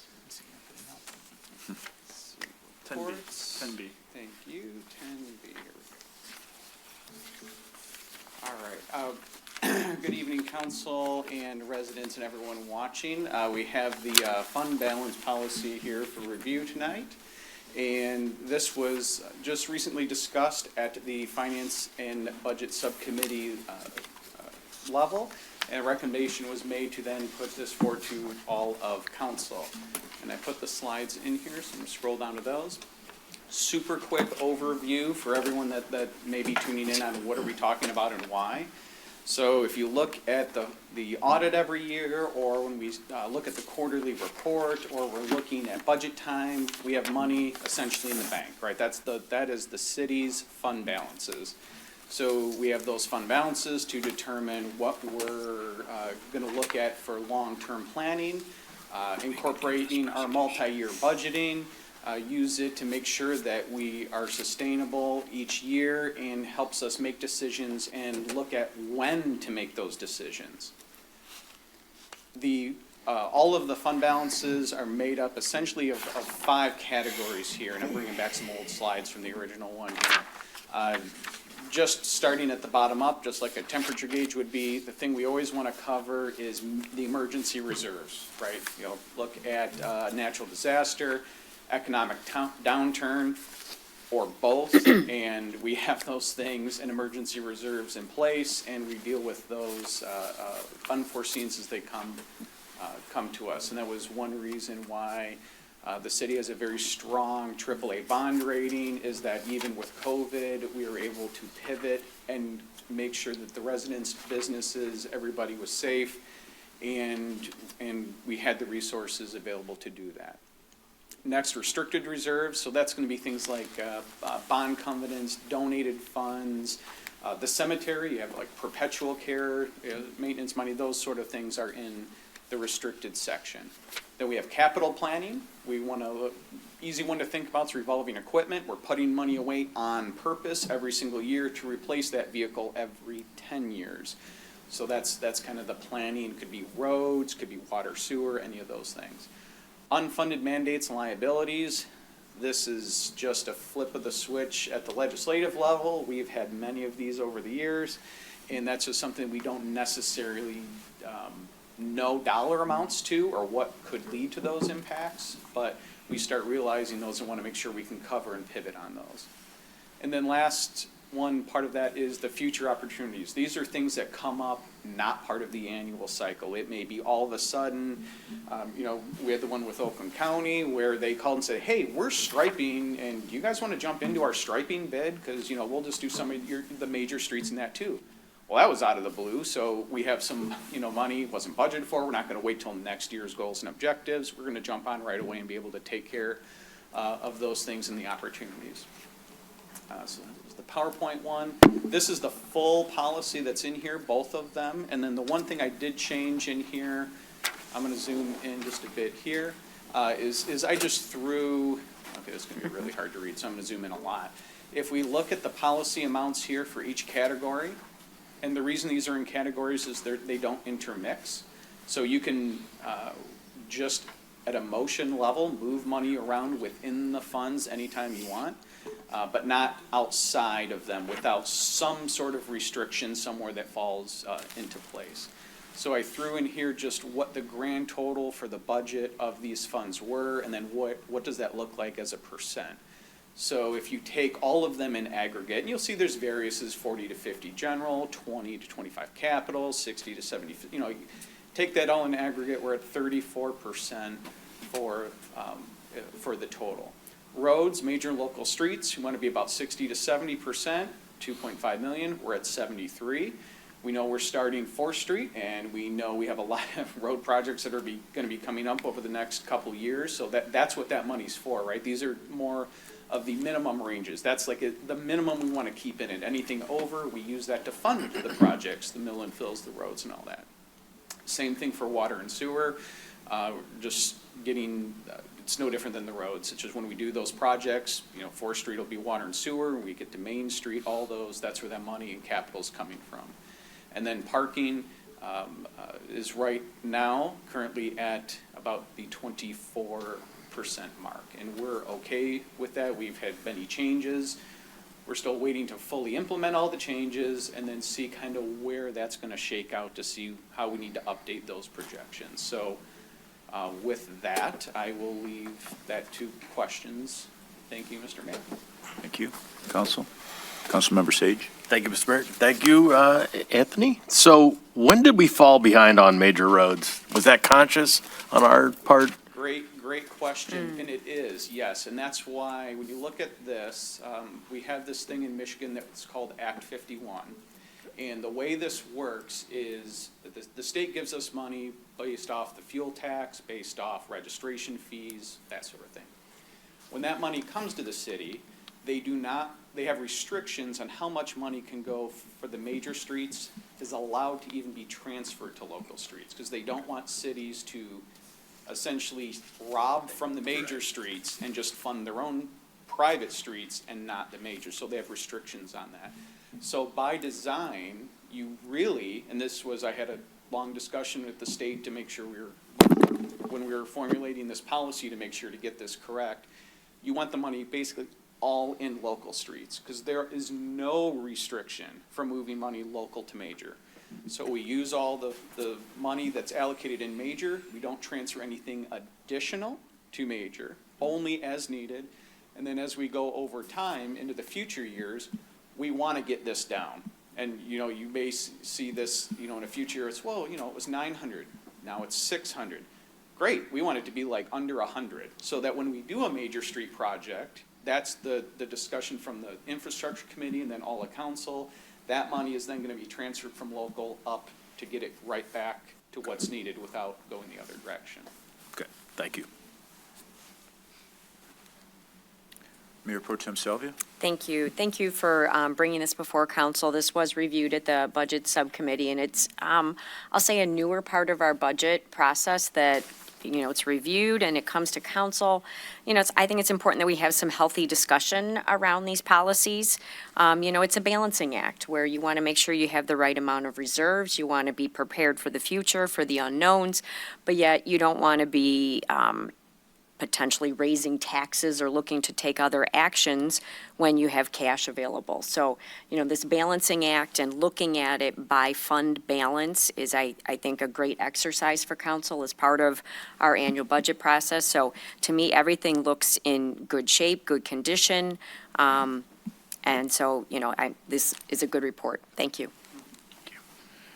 Councilmember Harrison. Thank you, Mayor. Thank you, Anthony, for the presentation. I appreciate that. I think all of council knew that this was coming before us a couple weeks ago because we had made that report out. We talked about it in the budget subcommittee. I was going to say the same thing that Councilmember Salvia did, and the one thing that I would add to her comments is that how we have been operating has been at a very conservative level. I think we've been very careful with our dollars, and we've kept them at a level where we feel prepared if surprises or opportunities like the street striping come up. So I feel good about that, and I think that there's room, knowing that it's been a conservative number, to talk about that. Very good. Further discussion? Thank you, Anthony. Thank you, council. Next, we have item C is the Memorial Day event at Mount Avon Cemetery. Madam Clerk. Thank you, Your Honor. Administration felt it would be a good idea to give council an update and an opportunity for input into the planned event at Mount Avon on Memorial Day. At the time of this writing, I was unsure what time we wanted to start, but Mayor Bixson has stated that he would like to see it at the 9 o'clock start time. Excuse me, which is the same time it's always Yes. started? Right. I wasn't making a unilateral. Correct. It's always been that. As I explained to Councilmember Albrecht, I was going along the lines of in 2019 when we were trying to schedule all three events staggered so that people could attend both. So when I saw that Rochester Hills had changed theirs from 10 to 9, I wanted the council to make that decision. This isn't my event, it's yours, but I want to make sure whatever plans I'm putting a flyer out on or what council wants to happen. So what we will be doing, and in the memo, we will place the flags on the veterans' grave by DPW and the Boy Scouts, confirmed. Several years ago, we had used GIS technology to track all of those spots, and I think that has done a very good job in getting all of those marked. The music that we had, we've utilized the bands in the past. As my report notes, we're having a difficult time doing that this year. So as of today even, I still have not heard back from the other two band directors from the other two high schools. I'll keep reaching out, but that is an unknown at this point in time. Mayor Bixson had mentioned that he could reach out to the student that was planned for the State of the City event to sing the national. She is available. So She is available? Okay, so I'll send you an email tomorrow so that you could respond to me with her name, that we can get the flyer ready to go. So I don't know if council wants to just replace the band with that opportunity. If I cannot get a confirmation or cannot get the band, I know that Maggie Bometz, she and I both have been talking about this, and she was going to ask the three communities if she could reach out to Avondale outside of the district. So I think she's still trying to do that, so I might be able to. I think we should get a band, Councilmember Albrecht, Yeah. if we can. Yeah, I know the OPC has some seniors that come and play together. I don't know if they have a band or anything there, or some other groups that we could reach out to besides the high schools. But yeah, I think having music there. I had one other suggestion, which could we possibly have city administration go and get small U.S. American flags to give to kids who show up to the event, so that they have flags for the Memorial Day event? Again, I'm sure it's just a nominal cost, but yeah, I agree. Having music there would be a positive thing. And then I just wanted council to know I just received this on the big Memorial Day event. It should be in the city manager's package this week, but Maggie did put together the sponsorship opportunities for the event with the three communities. So I asked City Manager Wing to include this in the packet this Friday, so you can see. Some of you may have already seen it. It's starting to show up on Facebook. Vito Pampalona is going to be the presenting sponsor already, and he's committed to also working with his network to fill a lot of these sponsorship spots. And we will raise more money than we need this year, but again, we're looking for sustainability over the next many years. So, Right. sorry So to just. jump on that one too. And just, I think what we're working on this, so we're trying to, I have an invitation out to, someone for a prayer. Councilman Pearson, you have a comment? I do. Have we spoken with the armed services that used to come and sing as well? The group of gentlemen that would come and sing all the different songs for each one of the, Not aware, we've only just recently taken over this, so Right. I'm not aware of that happening. I can reach out to Terry Williams, at Potier Modets, who used to. right? Okay, so there was Yeah. armed veterans. Yeah, Okay. they would sing the songs about the Air Force, the Army, each one of them during that time as well. I will reach out to Terry and see if I can get that info and report back to council, so you're at least aware whether I could or not. And do they actually, Mayor, have the boots and the hat and everything for the unnamed soldier as well? Again, that's Yeah, not okay. something Yep. I've been aware of, so. Okay. No, I know that, I just remember from past ones. Councilmember Albrecht? I just went on to the website. The calendar for Monday, May 30th shows Memorial Day Parade, so we might want to change that just to Memorial Day event, since it's really not a parade, it's more of a. Okay, I'll be getting with Laura to update the flyer as much as we can with this information and make it a little more generic and add to it as we confirm persons and get that updated. Continuing on, Mayor Bixson noted that he is working on someone for a prayer. Mayor Pro Tem Salvia has confirmed and invited a new speaker this year, Steve Elliott, who is a veteran. And then, as with always, administration's going to handle things like the wreath, delivering chairs, and the sound system. So if there's anything else other than what I've gathered from you tonight is some small flags, reaching out to OPC for some musical assistance, checking with the previous event schedulers for the armed services singers, and looking into an unnamed soldier. I don't even know, I've never heard of a Yeah, we grave can get it- over there find out- that is You can even. talk to Rochester Hills, because I know they have one. It's a thing you want to have set up there. Yeah, yes. yeah, they do the whole Okay. setup, Yeah. yes. All right, Yep. thank you. All right, very good. And that's all I have then on this. I think I have enough information that I can get an invitation out to all of our elected officials about the event, and we'll Thank you. keep Thank you. getting more And details as we go. worst case scenario, we can always have Carl sing, and he's a veteran, right? So just want to include you in everything. There we go. Mayor? Mayor Pro Tem Salvia. Since we're on the topic of Memorial Day, Mark, for the parade, a thought to encourage students and residents to march in the parade with a banner, picture, poster of their loved ones who have served. It's a great way to engage the community, have them be a part of the parade, and really embrace the heart of Memorial Day, where we're honoring those who've given the ultimate sacrifice for our country. I'll send an email to the committee tomorrow. Very good. Thank you, everybody. I'm anticipating it's going to be an excellent event this year. So thank you for your work on that, Madam Clerk. I want to say Madam Clerk the roll, but I know it's like it just. Next, we have item D is the city manager's recommendation for staffing updates in response to resignations and a scheduled retirement. So this goes to the assistant city manager, economic development role and how it changed. And I think we saw some of it in the manager's report. I know some of you have spoken to myself or the manager, so that's what this presentation is. So, Mr. City Manager? Thank you, Mayor. I'm actually even going to go kind of even a higher level, so for the audience as well as council.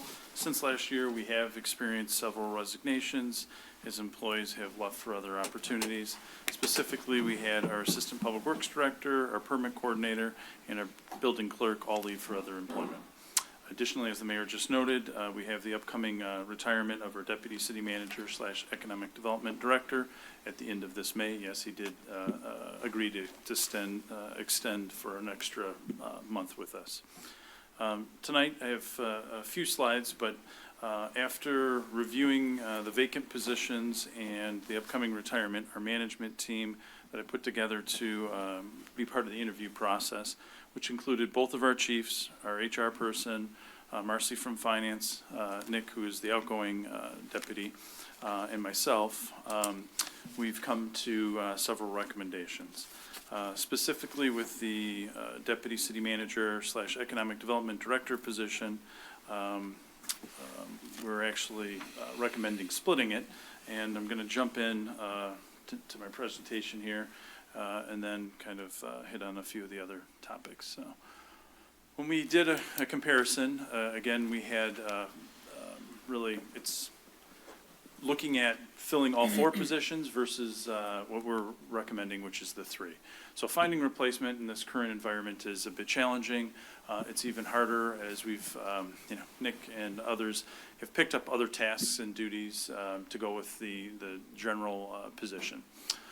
We could simply replace the 4 positions, and what the slide is actually showing here on that side on the left, we add up those 4 salaries with the estimated cost of $265,000, and then the benefits an additional $75,000.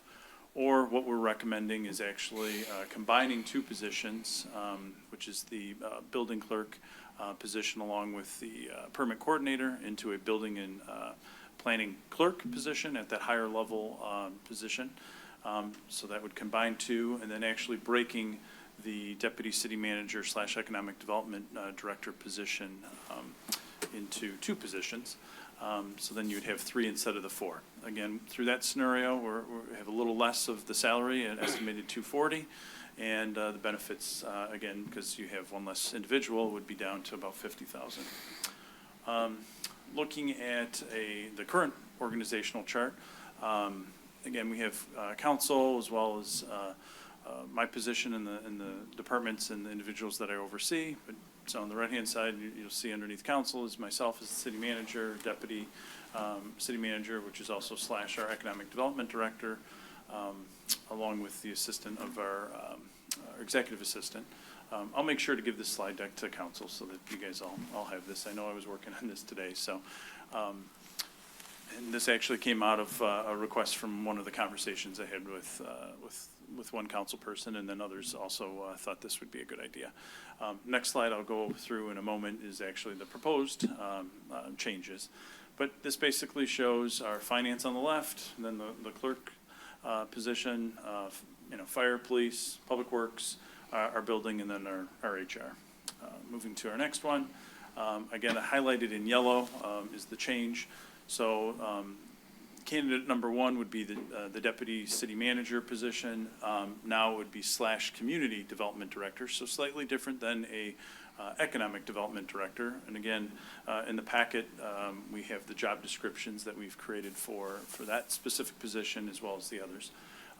The other change would be instead of having an assistant public works director position, we're actually taking the economic development component and making that position the economic development public services / special projects director. So a little elevated position. Again, part of the creation of this is getting still the 38% from the DDA. The public service component is actually getting both the divisions from the Parks Division and the water. So the water portion, there would be a portion from that enterprise budget going into this position, which is, both of those are very similar to our assistant public works director position. So there's not really a change from those 2 divisions financially. And then there's the special projects, and basically I want to say that's a whole bunch of the stuff that Nick actually does that kind of have gotten bolted on. That's from the bench program, our brick program, with the tree committee and some other things. So candidate number 2 is what we're recommending for that one. And again, the job description is in tonight council's packet. And the third one, again, is the highlighting on the really the combo of the building clerk position, as well as what was the permit coordinator, into a building and planning clerk position. We have identified through the process 3 candidates that we feel would best fit each of these positions, and each of the candidates have seen the job descriptions and have agreed that they would accept the position if offered. This did, I think, where the mayor was alluding, was, again, we went out specifically originally for the deputy/economic development position. However, we weren't able to find that 1 in a million like a Nick that has all of those skills. What we were able to find were 2 really good, strong candidates that have a little bit of different abilities. And so by splitting them, we actually get some additional strengths, which I believe will help our overall team. And it's not just me. Again, it was the 2 chiefs, our HR person, Marcy, Nick, and myself. So I feel very comfortable with making this recommendation, and those individuals also, our team here, said that they would be happy to step up and explain, their thought process as well. So happy to answer questions. If not, thank you. Councilmember Harrison. Thank you, Mayor. Thank you, Blaine, for this update. I appreciate it. I think my number one thought is always, how does this fit into our budget? You explained that well. I appreciate us saving a little bit of money with this transition. My question is I know that this position works really closely with our DDA director. Is our DDA director comfortable with this? Yep. For the few, great question. To answer, I was able for the few finalists to actually meet with the candidate as well as the DDA director. So she's aware of this recommendation and is on board. Great. Sorry, I didn't see you. I could have asked you, Christie.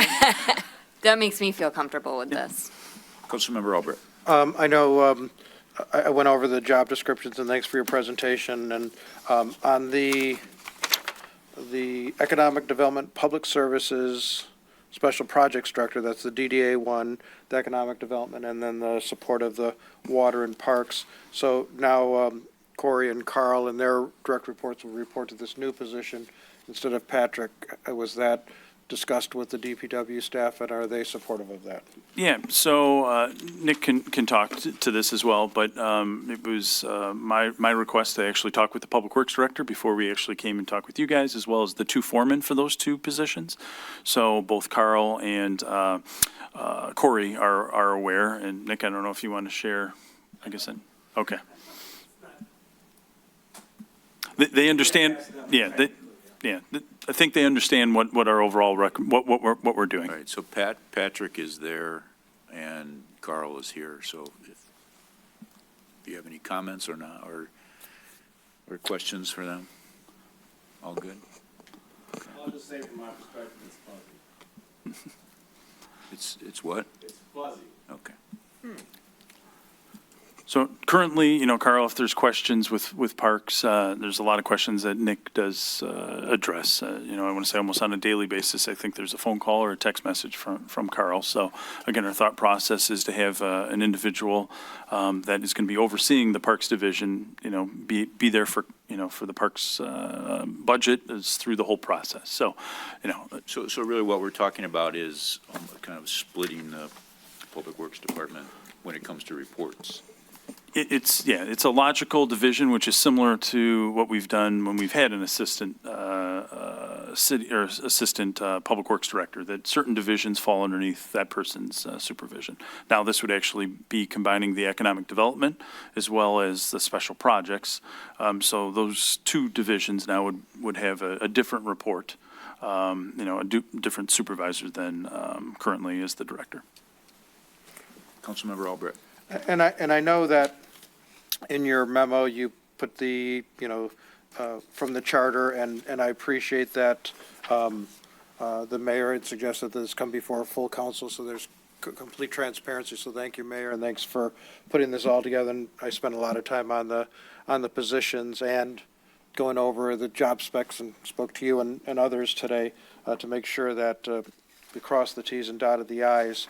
But, and in my mind, you're the city manager, and I support this recommendation to go forward, and would make a motion to approve the plan that has been presented by the city manager for staffing updates in response to resignations and a scheduled retirement. Support. Motion by Councilmember Albrecht, support by Councilmember Harrison. Discussion, Councilmember Sage. Thank you, Mr. Mayor. So I do appreciate the opportunity, and obviously we have a luxury of riches in having these two candidates to come with very diverse skill sets that could afford us this opportunity. So my only question is, when does it become unfuzzy? I guess that's I'm in support of this, but I just need to know. Give me some comfort. For me, I think the staff are going to want to see who the individual is, meet that individual, understand their qualifications. One individual is in a neighboring community, so I didn't want to share that person's, really resume to really keep that as confidential as we could, so it doesn't jeopardize his position, as well as just because the other individual is in a different area. Again, I didn't want to really out him as well as that he's going through this process. So, we would definitely sit down. They would still have to go through our standard background and reference check, medical and all that other stuff.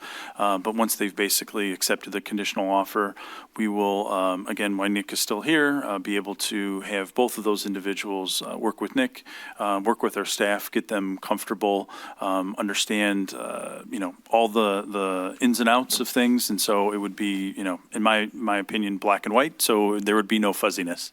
Thank you. Mayor Pro Tem Salvia. Thank you. So thank you for the presentation, City Manager. I do support this. It is exciting to bring on some new people, some new skills, some new backgrounds, some new perspectives. But yet with that, there's also some, apprehension. This is also a structural change. It's not just we've got one person retiring and we're bringing in somebody else. So when you have that structure change, I think that's where we really need to work to communicate it, over-communicate it, add maybe some more lines to that diagram so everyone knows who they're reporting to and, what's changing in their world. Because, when your boss is changing, we all get a little apprehensive, right? We know Nick, we know how he works. So we know Blaine, we know how he works. So I think that's just going to be a process, and I do support this and look forward to meeting these individuals. Councilmember Albrecht. You said we know how Nick works. I'd like to know that because I've been trying to figure it out for many years, but no, he is going to be hard to replace. And to Carl's comment on the fuzziness, I concur with Mayor Pro Tem Salvia that the best way to eliminate fuzziness is clarity. And I'm going to go back to my three-legged stool. Between yourself, Patrick, and Carl and Corey, I think those three, it's a four-legged stool, so that makes it a table. Almost a chair It's now, or a table. A chair or a table. But I think, as Mayor Pro Tem said, change makes us all nervous and creates some of this fuzziness. So any clarity you can do that through more collaboration between those four parties, and allowing this new person to, get their traction and sea legs, so to speak. And Patrick is still, gathering his sea legs too, as he continues in the DPW director role. But just working together and getting that clarity will hopefully address some of the fuzziness that Carl brought up. So, thank you. Councilmember Peterson. Thank you, Mayor. So a couple questions. So in these interviews for the assistant DPW / combined position, which I actually see a lot of fuzziness going through just the job description in itself because they're not separate. There's a lot of crossover. Was the DPW director part of any of those interviews, conversations with the new people? He was not. Manager? No, he was not. He was not part of the interview process, but he was informed. He was. But if you're going to have an assistant DPW person working, why would you not include the DPW director?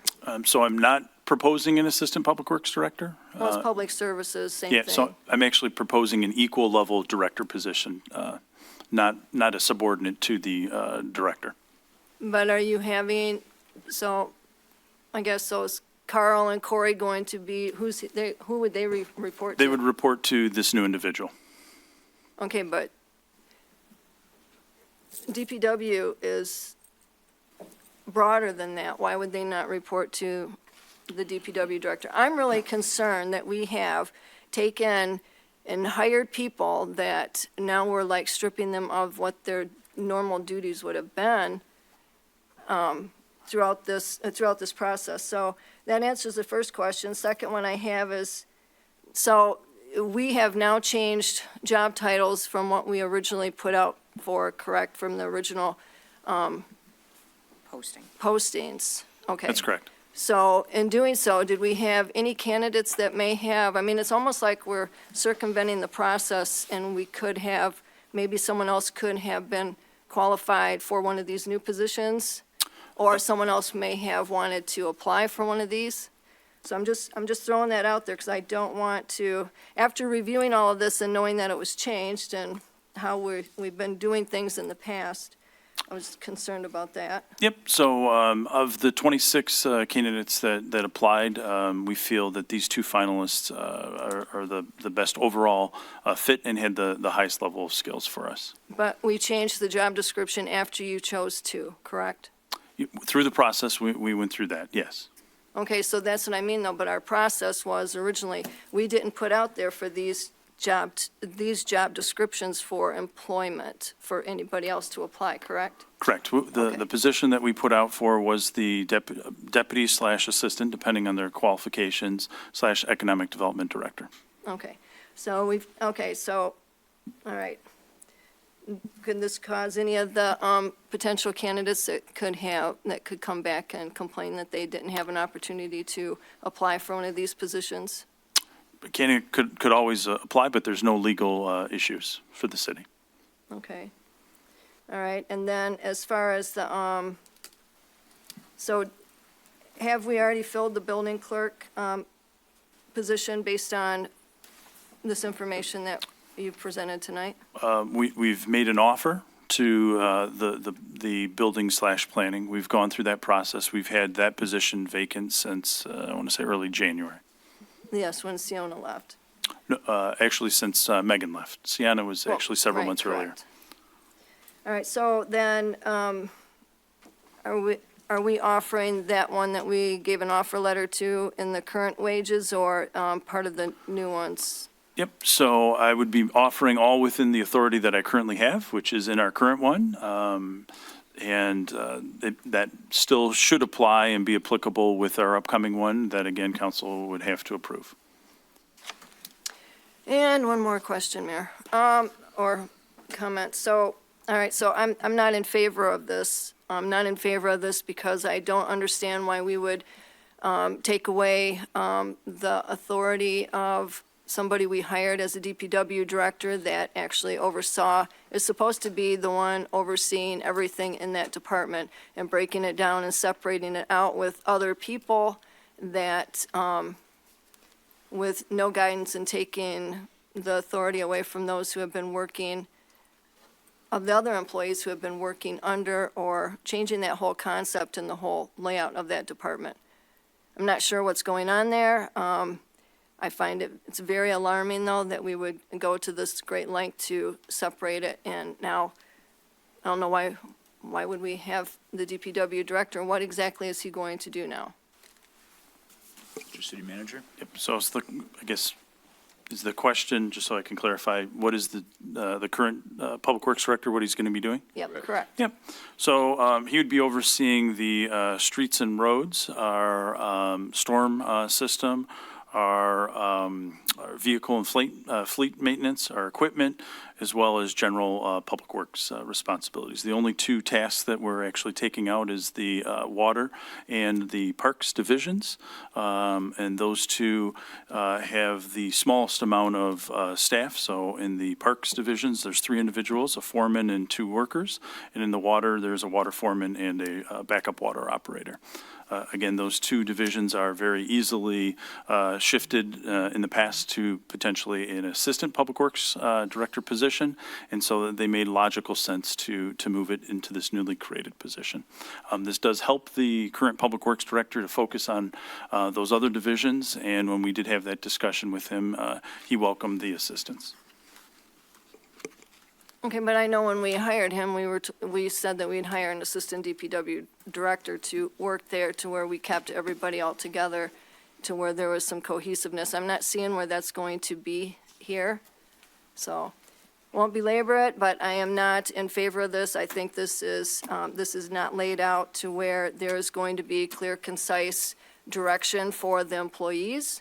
I think it's going to cause confusion. I think it is going to make our DPW department weaker than it's probably ever been. And I'm really tired of seeing that happen. I think we've hired good people, and we have good people.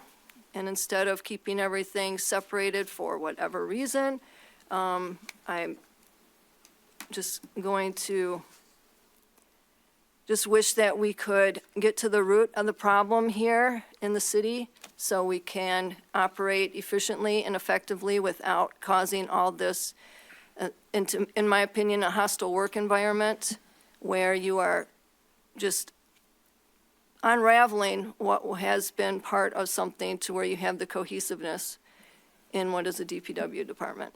Because water is specifically under that, and I'd hate to see that in parks. I mean, see, none of this makes sense, especially after reading through this. You have so much crossover with the DDA, and now their 38,000 is going to be probably split between two of these positions.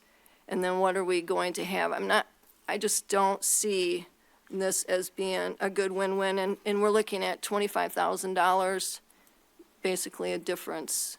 And it seems like we continually shortchange our employees here in the city by cutting back cost when instead of having less employees, we actually need more here.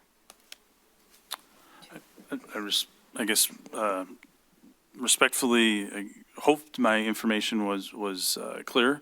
Again, we're going from 1 to 2 positions in that particular one, so there is more employees. And then for the other position, we're combining the duties, which through the exit interviews for both of those employees, they both informed us that they felt that having one person with this additional authority was going to be sufficient.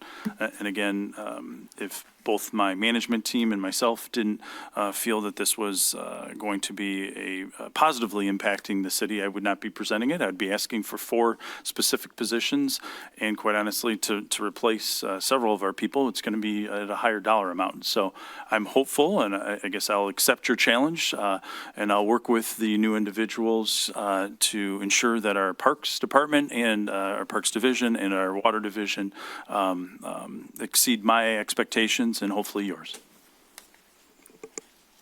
Further discussion? I'd just like to say, also to follow up what the Mayor Pro Tem was saying, I'm excited to have some new people. I think we'll have some new blood. I think a smaller organization like our city has to be somewhat adaptable because we do have people doing multiple tasks. Nick did multiple tasks, so we have to kind of replace that.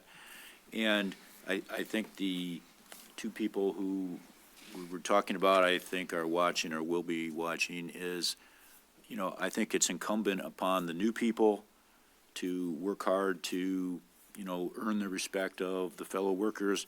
But I think all of our employees, all of our managers, all of our city people need to come together and work to make this work. And I know everybody will, but it's really, it's a change, and so we really need everybody on board to help, which I'm sure they will. So Madam Clerk, the roll, do you have one more comment? Yeah, I do. I just think that overall, I think as you were talking about what you think we need here and how this will work together, I actually think that if the real problem was addressed, we would not continually lose people in our community of these workers. And that still hasn't been addressed. It won't be addressed, and I think it's really, really, really sad that we're going to continue this and treat people disrespectfully that we hire here. Thank you. To me, the 3 individuals all left for additional money, so I believe we are addressing that hopefully at our next meeting with the update to our pay and compensation plan. Yeah. Madam Clerk, the roll, please. Vixen, Yes. Salvia, Yes. Albrecht, Yes. Harrison, Yes. Peterson, Nope. Sage, Yes. Very good. Mr. City Manager, move forward with your plan. Thank you.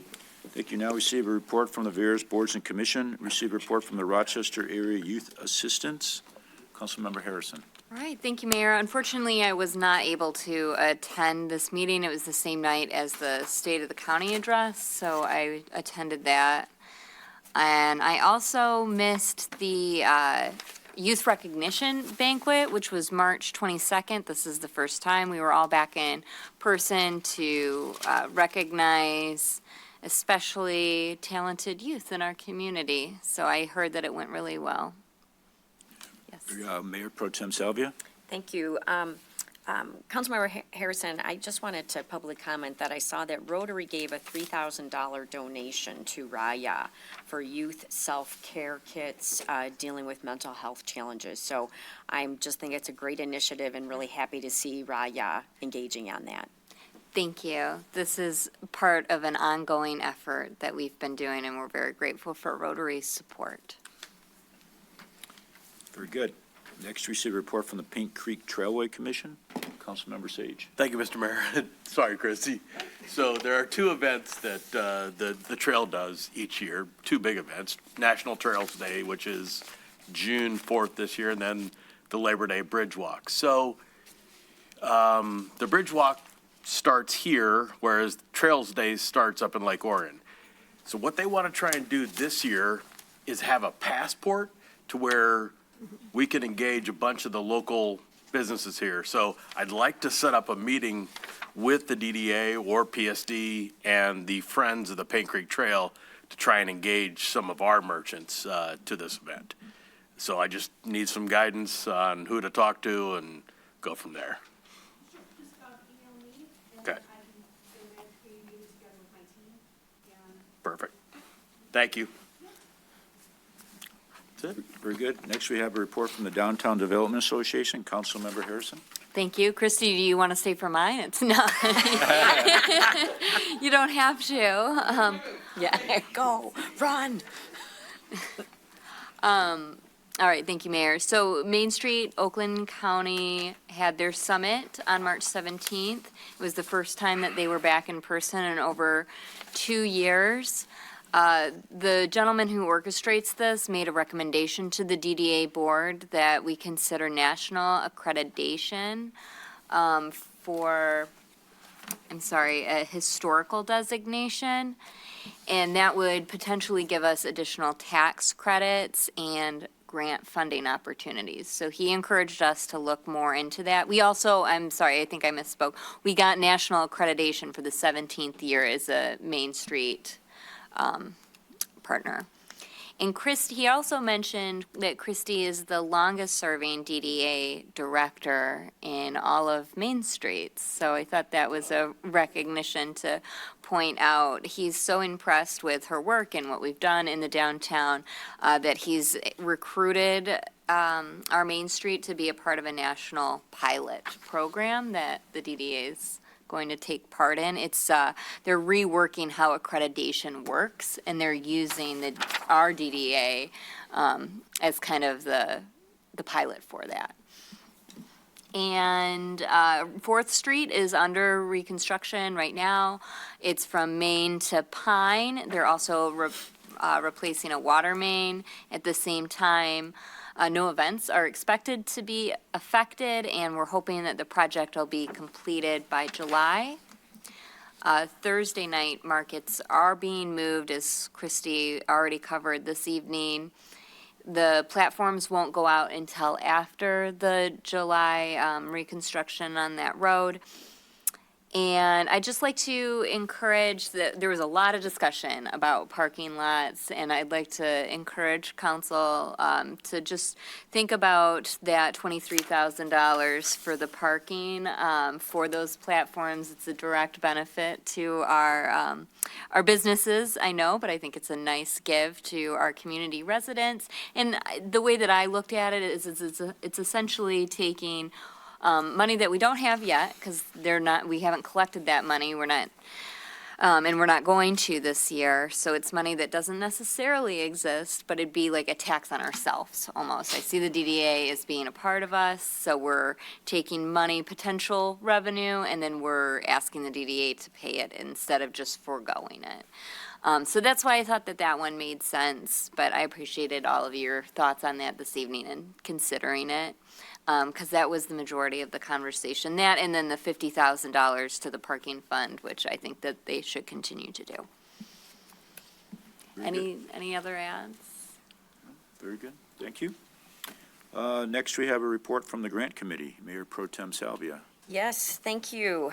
So the grant committee met March 14th. Soon after that, the exciting news came out. I know it was spoken at the last city council meeting, but you can't talk about good news too much when the city of Rochester has received a $797,000 federal grant for a very cool all abilities park in our municipal park. So great new play space coming hopefully soon to Rochester. So this paired with the $225,000 that came from the state of Michigan should fully fund this, even though the cost of everything, including playscapes, has gone up. But hopefully with those two grants, that'll be completely funded. The other topic and what we talked about in the grant committee was this National League of Cities database and I'll say connection that we have. This is part of our I'll say our memberships that we have encouraged and authorized the city to be a part of. And with that, we will receive, and we're one of the first communities of our size that have signed on to this. So we have a free grant writer, a free researcher, and a free financial analyst. So Finance Director Maggio and City Manager are engaging in this database and this process, but hopefully, a lot of other opportunities for grants should come from this. We talked about other grants and applications, things that need to be put together. We have applied for a $50,000 grant for the reconstruction of the ball field so that we could prepare to do the skate park. Obviously, they still need to get the money for the skate park, but that reconfiguration would kind of lay the foundation there. Included in the meeting was our Melissa Ford, our Paint Creek Trail Manager. So we talked about the bridge 31.7 redesign effort and the grant. So hoping to hear back mid to late April on that. Lots of activity in the grant world. One of the things we also talked about was making sure as a part of our master plan, we at a minimum have our list of grants that we are looking to get or our projects or things that we are interested in that gives our grants more impact and more likelihood of being granted. So we want to make sure when we're reviewing our master plan, that's in there. Next meeting is April 18th. And last thing I would say is just really encouraging all of council and our residents and anyone who hears of grant opportunities or ideas or anything we can do to obtain these dollars. I think this is kind of all hands on deck to do whatever we can. So appreciate everyone's help. Very good, thank you. A group of parents who have special need kids reached out to me and they were very excited by this park coming in. And as it gets closer to like a grand opening something, they'd like to be part of that as well. Cool. Yeah. Next, we received a report from the ZBA. Mr. Assistant City Manager, Economic Development Person, Nick Banda. Forrester. Forrester. What's the countdown? It was a quick meeting. We just had one item, sign request. Good news, a Michigan Remodelers, it's a small rebuilding company. They purchased a building at 125 Walnut, which was just a general office converted home. So they bought that and they're moving in there. So they're doing some site improvements. There's never been a sign on that property. So the way the ordinance is written, you can't have a ground sign, you can't have a roof sign to meet the ordinance. We went to the zoning board and asked for a 15 square foot sign just set back from the sidewalk, which is only a foot away from the building, but we worked it out and they were granted their waiver and they were very happy about that. So we welcome them as a new business and that's really good reuse of that property. It was kind of not so good. So we're happy about that. So that's it. Thank you. Next, we see a report from the Historical Commission, Council Member Sage. Thank you, Mr. Mayor. So a few things to report. One, in the 10-plus years that I've actually been associated with the commission, either chairing or being the liaison, the Founder's Day celebration was the most attended ever. We had over 100 people at the museum. It was a great program. We sold 10 books. It's the most books we've ever sold in one day. But that also begs the question, because I thought we had books like in the library and at OPC, but apparently we don't. So how do we work with the city to get that back on the radar? The library should have books. The OPC, I can follow up with the executive director to see. Okay, sounds good. We'd also like to see if we can't get some space in the quarterly newsletter, maybe to promote the sale of the Detroit United Railway book.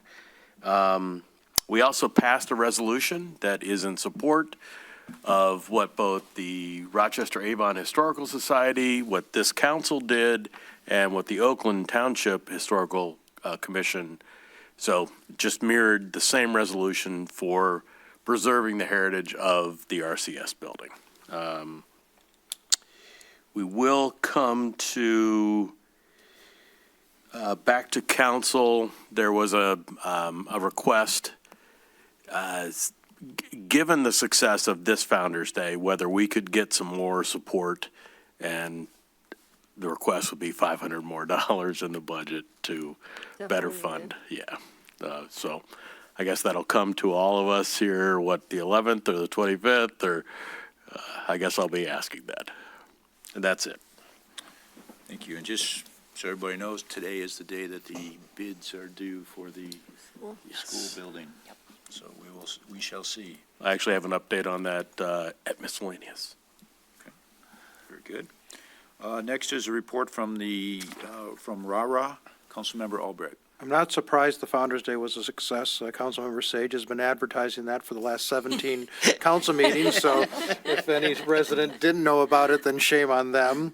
And we know, I think he's getting some, those books, you're going to sell them all, I know you will, so he's a salesman at heart. But RARA had a very, very long and productive meeting.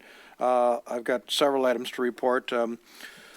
We hired a new recreation supervisor who is beginning. We had done an internal promotion of moving somebody into a vacant position and backfilled her position with a gentleman named Matt Hiley.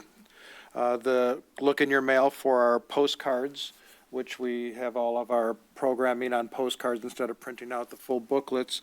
And this year we have included, we haven't done it in many years, a survey. There'll be a code on the back where you can take the survey to get some feedback on programming for RARA going forward. So we're hoping the cards go out to 55,000 homes in the community, and we're hoping if we can get a 10 or 15% response rate on the survey, that'll be pretty impressive.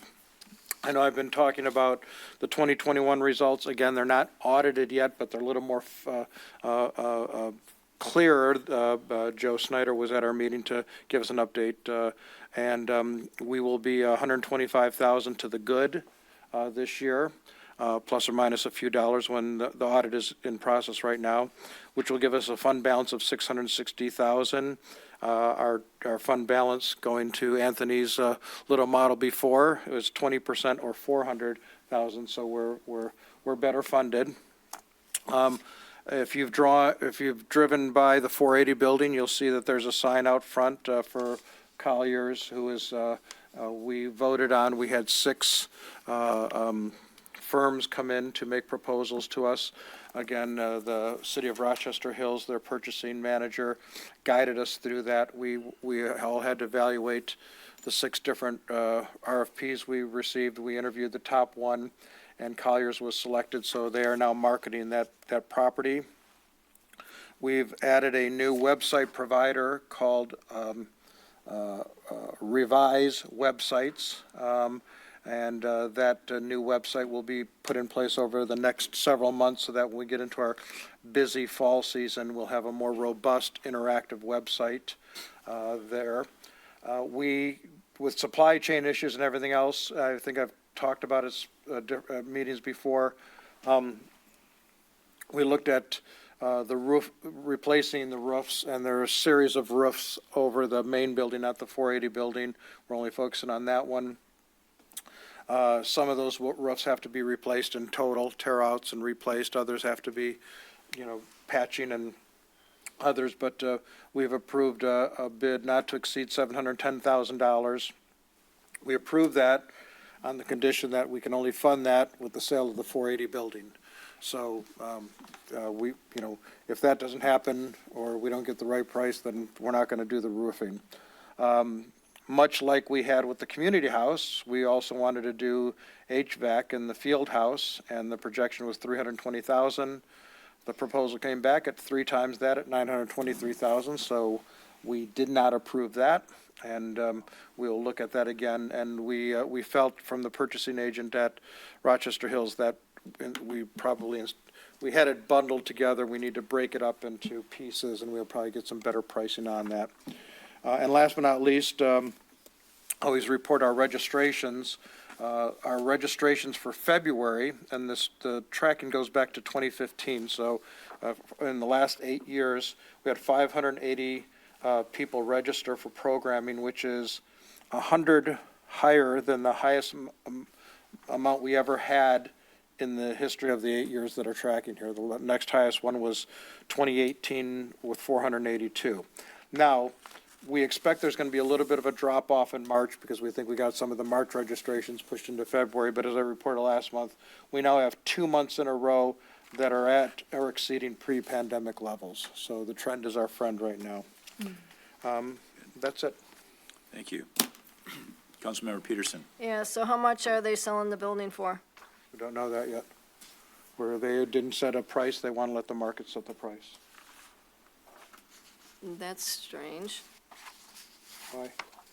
That was the recommendation of Colliers, and with the, they gave us a range of sales per square foot. It's a 22,200 square foot building, but they gave us a range of what they would expect those to come in, but they want to let the market set the price. Let the market dictate the price, because their feeling is that that's a better way to go.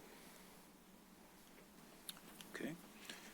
Next is receive a report from the library board. Mr. City Manager, is there a person not here? So I've actually had one of our interns assigned to go to the library board, and she's actually in class. So she did get from the meeting on March 14th the information, their agenda in here. I'm happy to follow up with any questions, and then we'll be getting the library representative, our liaison, to be giving a report here shortly. But as they have meetings, I think it's every month, I thought it was just helpful to include what was going on instead of just waiting for a full year for the report. Would it make sense for the intern to come present to us next time? I can see, unfortunately, her class schedule is on Monday night, so, I can see if I can get it pre-recorded or. Sometime. Yes, right? I can, yes. Okay. I'll see what we can do. Okay, very good. Next on to new business referral miscellaneous, public comment. Brian? I am not seeing any tonight. Very good.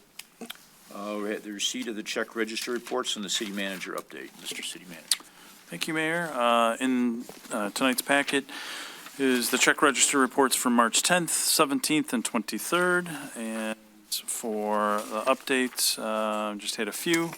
Again, in our packet tonight on page 68, I just listed a few, and I'll just hit on two. The wage and benefits study with GovHR, I actually met this afternoon with the representative. She walked me through the additional data points in regards to adding Auburn Hills and Birmingham to the overall comparable results. For most of the categories, it's probably a $3,000 to $5,000 higher amount. She had promised me that she'll have that by Wednesday, so I'll forward that to council with an updated draft report. And she has concurred that she would be able to attend our upcoming April 11th meeting for presentation. Prior to that, I also will send out to council, I'm hoping by this Friday for the manager's report, to give council my recommendations as well. So once I have GovHR's on Wednesday, they'll give me a couple days to get my recommendations as well. There's a few things that I plan on, I guess, adjusting. I went over all those with the GovHR rep, and she's, they're sticking to their recommendation, but none of mine they had any issues with. The other item, once we have an actual date for the grand opening for the community garden from Public Works, I'll be happy to pass it along. We're shooting for the middle of April, if weather cooperates. We've had some frozen ground and, some snow here after that really, really warm St. Patrick's Day. But more details to come as soon as we can. But I know the team over at Public Works have been working very hard and making a lot of progress. So looking to see that grand opening here shortly. And that's all I have. Very good. And I'd just like to add the public hearing to adopt the master plan on the 11th. We've kind of pushed that back, so we're going to try to pass it that day if we can. So if you have questions, talk to Nick, talk to the city manager. We'll still be able to talk about it there, but we're going to try to have a vote, if we can. Madam Clerk, anything? Just a couple, Your Honor. The last couple managers' reports, I have provided you some updates. One, due to redistricting, due to the new census, everybody in the city will be getting a new voter ID card. I expect that in the month of April. The exact date, I don't know yet. It's out of my hands, but as soon as I see that they start coming, we'll send out a news flash so that people aren't surprised that these are coming in their mailbox. And then second, along the lines of the grant, the state has offered $8 million in grant monies for upgrades to some specific list of things for elections. So we're going to be able to utilize those funds to update the laptops that are utilized on Election Day and some other miscellaneous things. But it's not really a grant where we apply for it. They've set an amount, and it's a reimbursement. So as soon as I go buy those things, I'll submit our receipts and we'll get reimbursed for that. Very good. There is a lot of money floating around. Yes. Mr. City Attorney. Nothing, thank you. Mayor Pro Tem Salvia. Yes, thank you. So just a brief update, just really want everyone in public to know that the OPC has just done an extensive survey. Surveys must be the time to do surveys coming out of COVID. Memberships are up. People are going back to the OPC.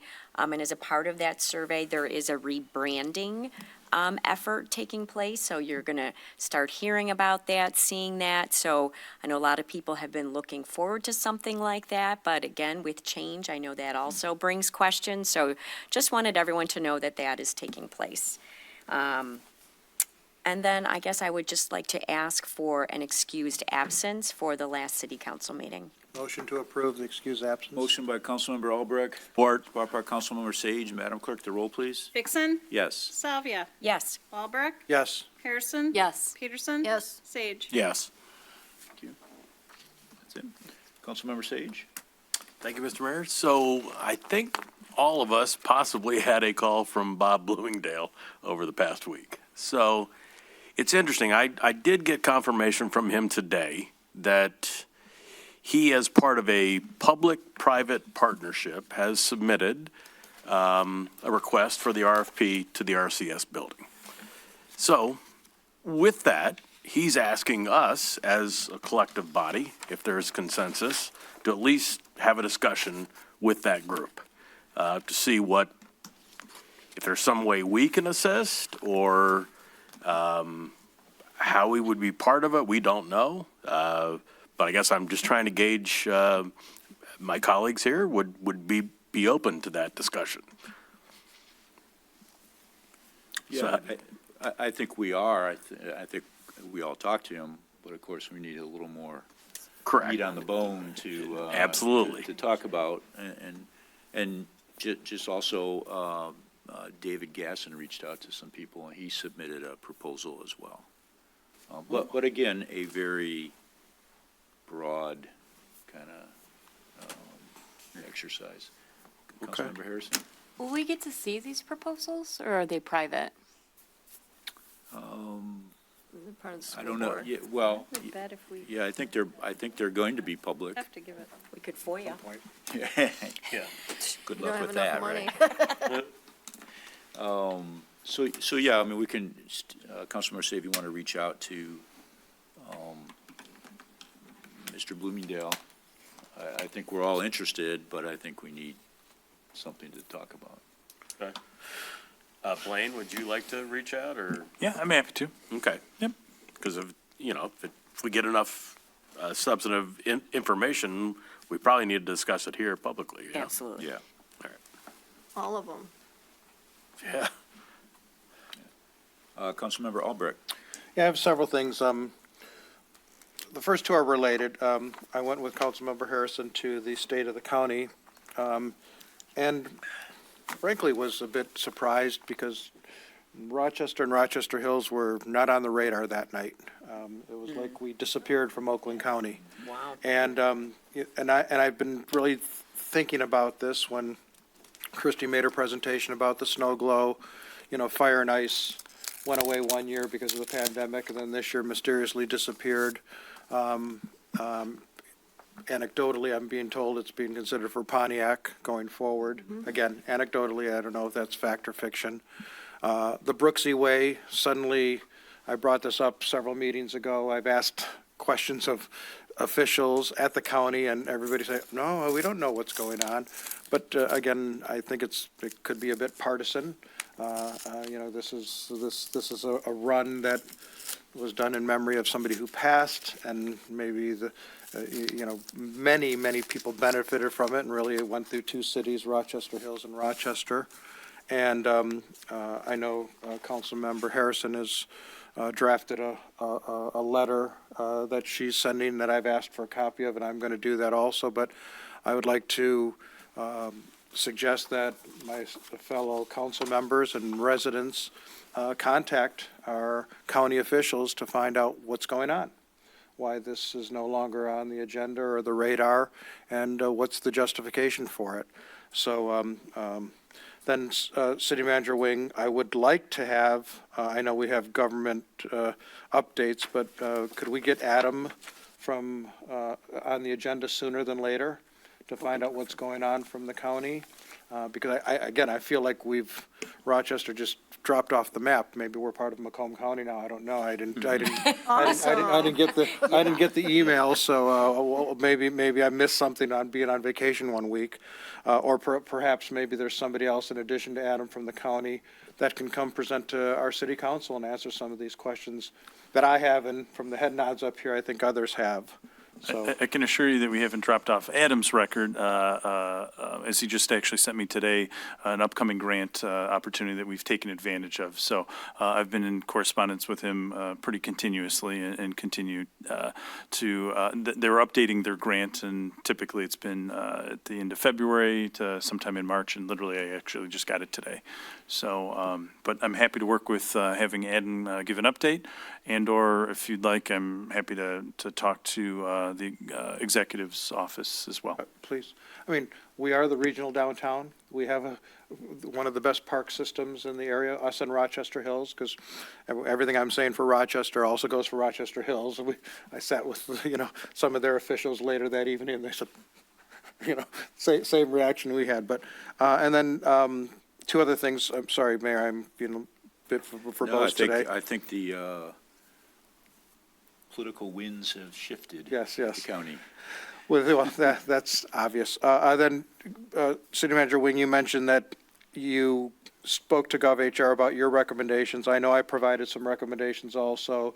I assume you might have heard from others on City Council. I want to make sure those are all being considered before we get our package. Yep, she listened during the meeting, and I don't know if there was any other correspondence. If there is, please remind me, but she's going to be putting together a draft, an updated draft. So she's Did you just. receive my five-page report that I sent you? Yeah, maybe afterwards you and I can just touch base so I can make sure she's got it so that your comments and concerns are addressed. Okay, and then I'll end on a high note. There's a pierogi dinner April 8th at the firehouse. Yeah. to benefit the victims of the Ukraine conflict. So, I know it's out there on Facebook and being publicized. Starts at 4 o'clock, and it's all cash, all donations going to support the victims of the unfortunate war, and they will sell out as they've done this in other communities. Who's hosting that? I had it on my laptop. I shut it down. I'm sorry. It was in this last Friday's manager's report as well. Yeah. No, That's it, Mayor. couldn't be a better cause. Yeah. Councilmember Harrison. Nothing for me tonight, Mayor, thank you. Councilmember Peterson. Just two things. One, are all our trucks and equipment that we have all being resold on the Mitten, or are we using any other sources to do so? They're being sold on Mitten as specified, or if they're going to be through a different source as Enterprise or another cooperative that has to be through our purchasing policy shared with council. Okay, so if we use anything other than Mitten, I mean, does it cost us more? Are we going to save more money? It depends. Certain vehicles have sold on, like the Enterprise site at a higher rate when we've done the identical vehicle on Mitten, so it depends on the type of vehicle. Okay. Also on the Kiwanis Pavilion then, are we working on getting that updated or anything? Are we going to have a plan for that? Because I heard there's a lot of people who want to use it. I'm sorry, I can't hear. There's whispering on that side. Are we going to be updating that because there's a lot of people who want to use it? And, if that's going to be a funding source now that we allow anyone outside of Rochester to actually use it too? I can talk with both Finance and Public Works and get back to you. Okay.